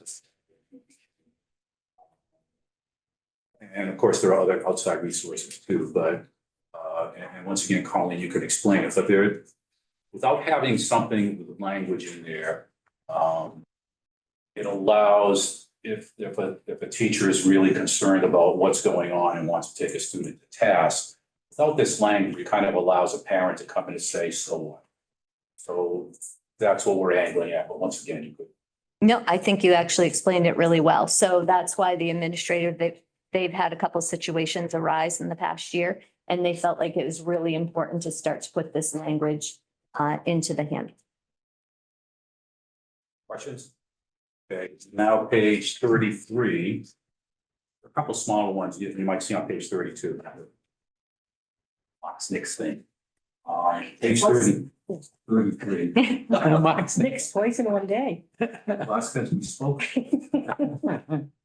Right, so athletic co-curricular eligibility. So, you know, you kind of, most of you were here for my soliloquy last month, and I'm not going to repeat it. But essentially. It was good, though. It was. Okay, all right, that's okay, thank you. Essentially, we're looking at grades and how they impact students' ability to either continue athletics or co-curricular activities. So what, as you know, pretty much across the board, one failure and that was it. So what we're looking at now is that a student fail no more than one subject, specifically in UCA. A student must secure during the last marking period preceding the contest or co-curricular activity, including clubs, a passing grade in 6 out of 7 classes. And then B covers at the conclusion of each marking period, in order to be eligible, a student must secure a passing grade in 6 out of 7 subjects. And then C, which we had a little more discussion and maybe additional language. Students who fail one course in a marking period must enroll in an intervention support program while participating on an interscholastic team or co-curricular activity to ensure academic eligibility is maintained. So obviously, this is a big change because we're allowing one failure. You know, when I spoke last month, I keyed in more on the end of the year. That concerned me a little more. But the more I thought of it and then in conversation, you know, there were a couple of other things I guess I'd like to bring up on that. Then of course, you know, if people want to discuss it. When we started this, when we put this in, everybody was, our kids were taking four classes, and that was pre-trimester. And so if a kid failed one class, that's 25% of their academic structure that they failed. So that obviously, you know, was more significant then. And we've gone through the changes from trimester now to 7 classes. So if a kid now fails a 2.5 class, that comes down to, my math isn't totally positive there, but it's about 11.5% of their scholastic burden. So it's a big difference than 25%. You know, so that's one thing I think we looked at. And once again, when we were negotiating with the teachers, and this was a big part of our negotiations to get to move up to do 7 subjects. This was not discussed at all, what the impact. And so maybe tough to revisit this stuff now, but I think that's one thing that should have been under consideration.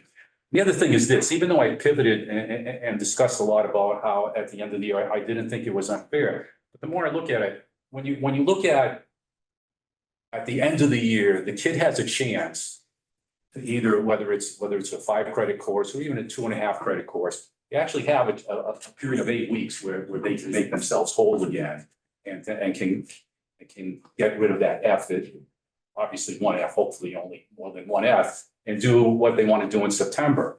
But when we're in the middle of the school year, let's say a failure occurs at the second quarter. So I fail in marking periods, let's say January 20th, the grades come out. I'm gone the next day. I've got no chance to make anything up. And once again, I kind of view that as an unfairness if we're looking at it that way. So I think what the administration is pursuing, especially, you know, stating that if we go with one failure and allow it, but there's going to be significant, and in our discussions, it was spoken of a significant follow-on for that student. To carry through and not just say, okay, I've got the failure, I'm not gonna do anything, for the next quarter or something like that. I think that's a big and important part of it. And I think in our discussions, both with the principal and the vice principal, we talked about, gee, are we going to have a lot more Fs, or how do we get through this? Part of the discussion was that, and of course, the principal can obviously speak to that, was that it might even be better because some of these kids might be trailing along in more than one course. Once they get that one F and can't do what they want to do, sort of just let go. And why should I maintain the other courses if I've got this one F? Whereas now, if you can carry the F and still do the follow-up classes, or the follow-up intervention, thank you, that's necessary, it gives them something to say, okay, like I might be having a D in these couple other subjects, but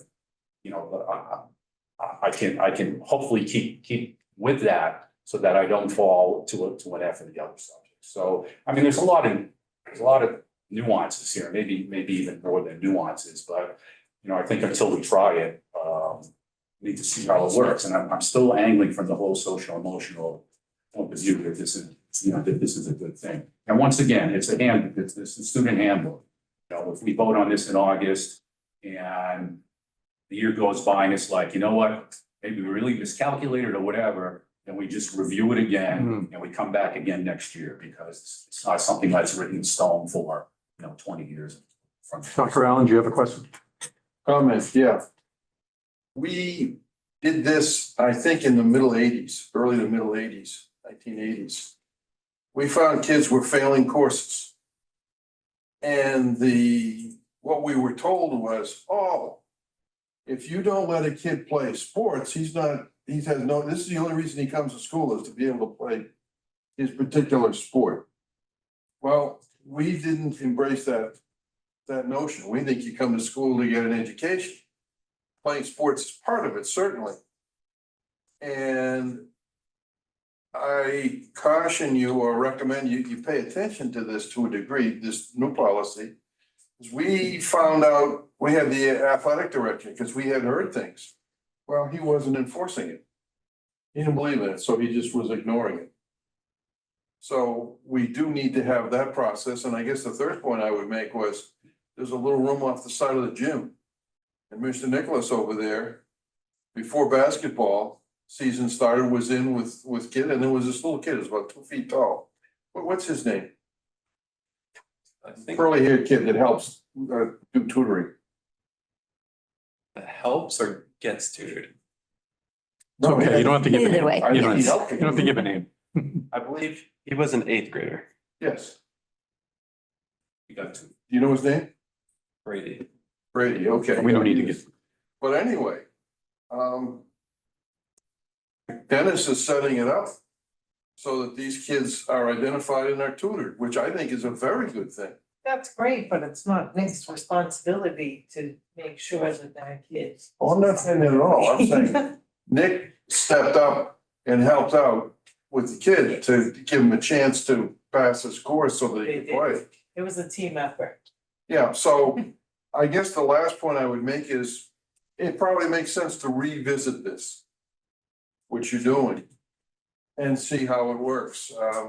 It was, at the time, many kids were failing many courses, and and if the attitude of the teachers is, well, it's the only reason they come to school, why are they that's a terrible attitude.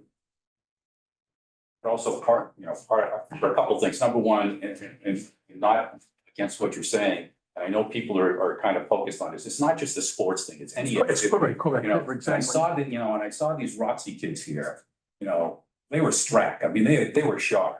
And some of these kids have problems too, and they're playing, on some of their problems there. So it's not just a sports kid that's like, oh, I can't play basketball or football. It's these kids who are doing this stuff, whether it's ROTC or music or anything, that they get hit by this too. So, so that's one point that I think is important to realize. And I know sports is going to be, people talk about sports, You know, the other thing is, I don't know if the sports community, if we're gonna talk sports, realize this. I mean, I heard anecdotally that, oh gee, your kid failed, you know, whatever it was in June, and they're leaving Quabbin, they're gonna go to, you know, wherever because they can play football in the fall. But if you read the MIAA rules, the rules state that number one, we can be stricter, any school or district can be stricter than MIAA in their classes.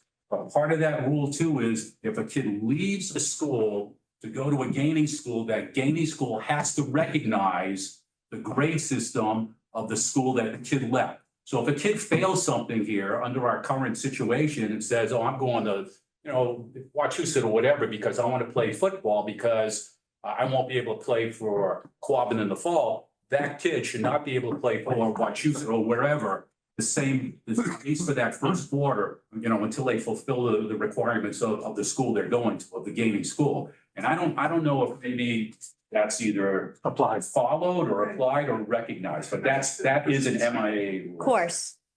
If a kid verbalizes that they're leaving our school to go to another school specifically to play a sport, they are ineligible.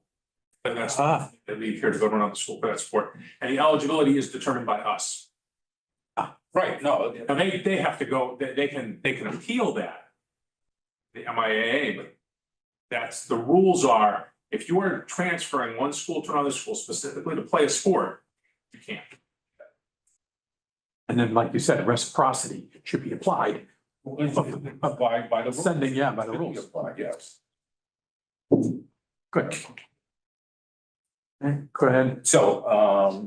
So we're going to, you know, unless there's any other comments, so there's still a couple of refinements that the administration wants to make, and then at our school committee meeting in August, we'll review the whole thing and then. Nick. Just a couple things. First, so Deb, you asked me how many hours we spent as the basketball team. We did our 30 minutes before practice. Tutoring, we did that for the entire year. So I said this at the subcommittee meeting, but I calculated it all. I excluded the game days and the days we had off and all of that. So I added it all up and then did the math. And it came out to about 35 hours we did for the winter season. Give or take, you can add or subtract more depending on the kid. There are some kids who received more tutoring, so you could definitely add more hours. Because some did receive tutoring like before the season started, we tutored them for their grades. Others, we still did it after basketball season even ended till the end of the school year. So yeah, that was the first part. Secondly, the other thing is with this policy, this came out back when students only had 4 classes at a time. Then we switched to trimesters and last year we only had 5 classes at a time. Now we have 7. And for a fair amount of student athletes, we take higher level classes, including kids who also are in other extracurriculars. So we have multiple AP and IB classes along with our other electives and that. So it is much different now than it was then, which is why this policy would be good.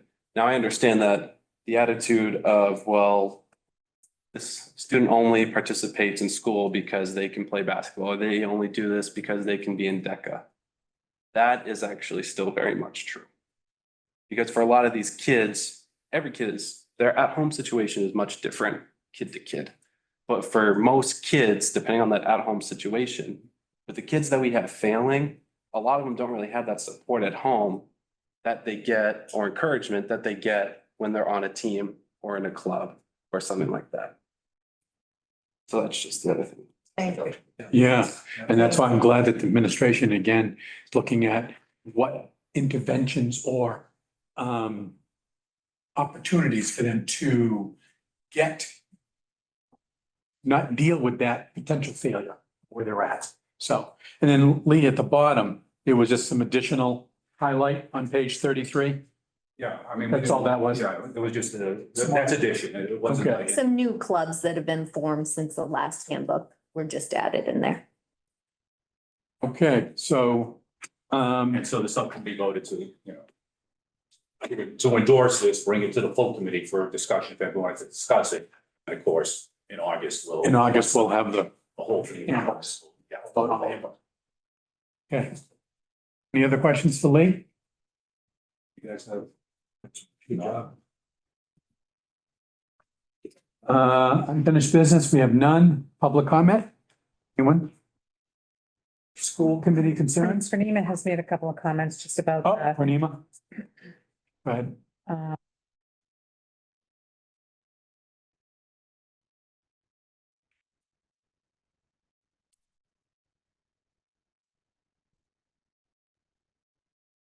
uh, she said that this requirement that we are speaking about is aligned with our high school requirements. It's also aligned with our high school requirements, thus better preparing our students for high school. And this new policy makes sense because we have moved to 7 classes and applying the same eligibility requirements we had for 4 classes would not be fair for students. The probationary period allows for students to participate while working towards building up their grades. Yeah. School committee concerns? Lee? Very briefly too.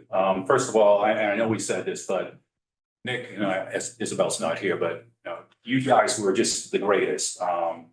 You were poised, you guys were articulate, you made thoughtful commentary, you have set a high bar. Really for the next group that comes in, and I hope both of you, and I know Isabel's gonna be a senior, but both of you, and especially you, on your next step, getting into college, I hope you expand, what you've set for yourself here, because obviously, you present well, and I don't think anybody here thinks you'll just kind of sit on your laurels and say, wow, I had a great senior year, I'm good to go now, I'll just coast the next 4 years. Obviously you gotta take those building blocks and build with them, but both of you did just a great job, and we're all appreciative of what you did. And then the next thing, Mark, and I'm just throwing out as kind of a reminder. Next year, we have to look at leases, the schools, and we're talking about the whole Quabbin compact. And I'm wondering if, maybe sometime in the summer, if some people can get together or whomever, we should start really kind of looking at that, just at least brainstorm a little. People have talked about, different parts where they may have had some experience of like, oh gee, this paragraph, we really have to revisit this, or we have to match the lease with the compact. And so, people may have different ideas of how to approach it. So it might be something to kind of keep in mind, maybe at the next full meeting of just put it on the agenda, we just have a kind of a discussion of, where do we want to go with this? I mean, from the school committee's point of view.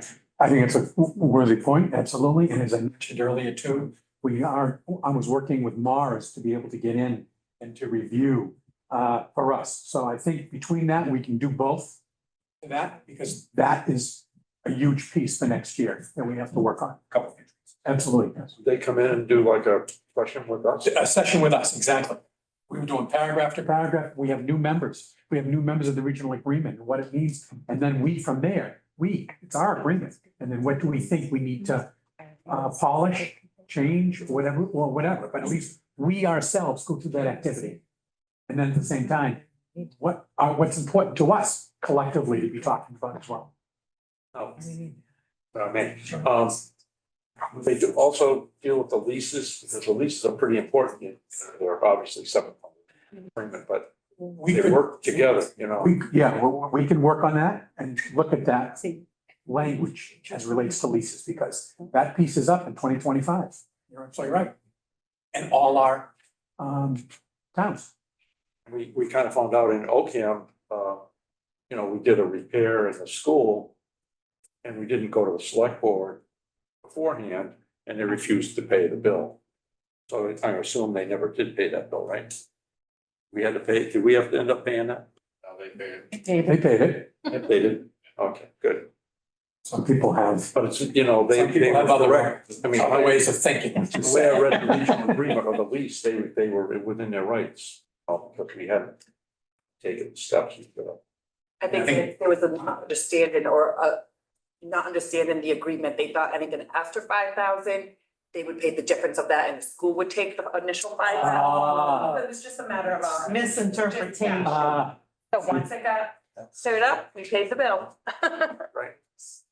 yes, I know it was brought up at the Hubbardston town meeting that, you know, the towns are looking forward to this opportunity as well, so, you know, I think clarifying these types of things when I started way back when we did this agreement and we thought it was as clear as day, and then we've kind of found as we've tried to go through certain steps and things that maybe our intent then wasn't actually the way we would have liked it to have read, so I think it'll be a good opportunity. I know, you know, and I don't know, no, this isn't really anything for the regional agreement, but Hubbardston did, you know, because of the increase in students, have a much higher assessment than all the towns, and they really they stepped up and they supported us this year, but it's not sustainable in any of our towns, and we all know that, so any work we can do to try to make it more equitable so that the,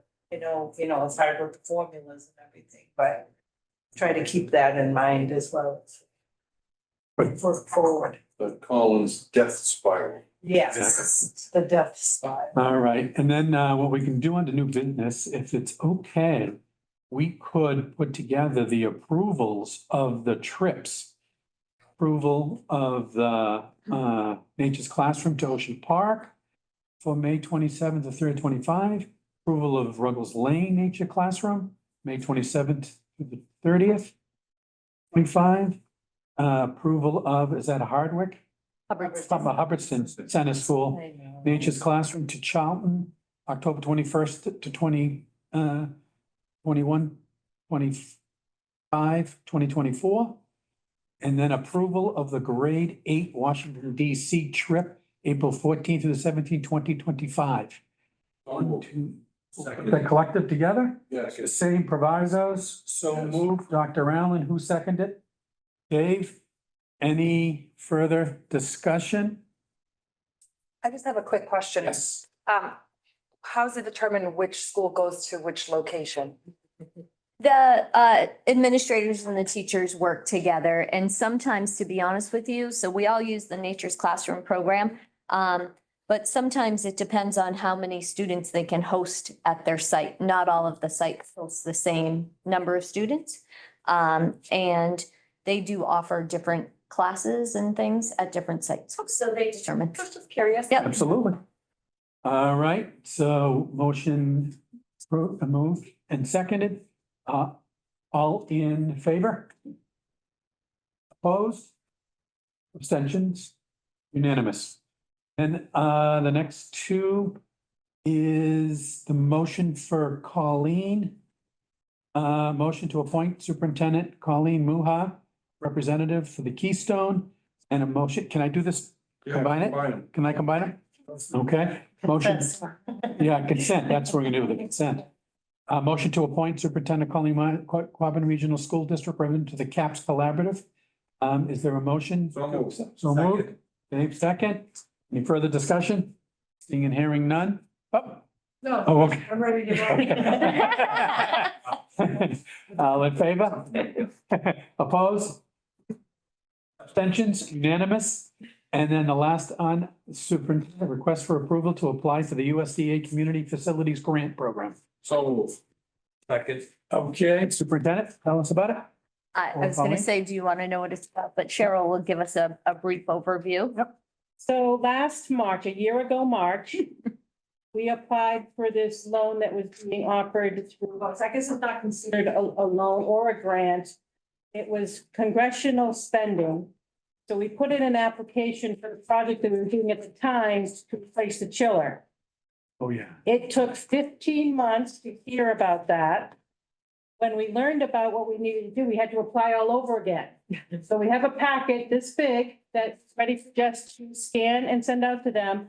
But they told us, I don't know, 3 weeks ago, we needed a vote of the school committee to allow us to apply for this grant. We could not apply it to the chiller project because we needed to get the chiller project done to open school. And they said, no, you can't apply it, so they are allowing us to apply it to other HVAC projects we have at the middle high school, so that's what we're going for.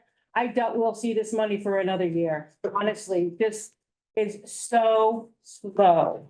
But we need the vote in order to move forward. Okay, motion's been made, seconded, and we have the rationale. No further questions? All in favor?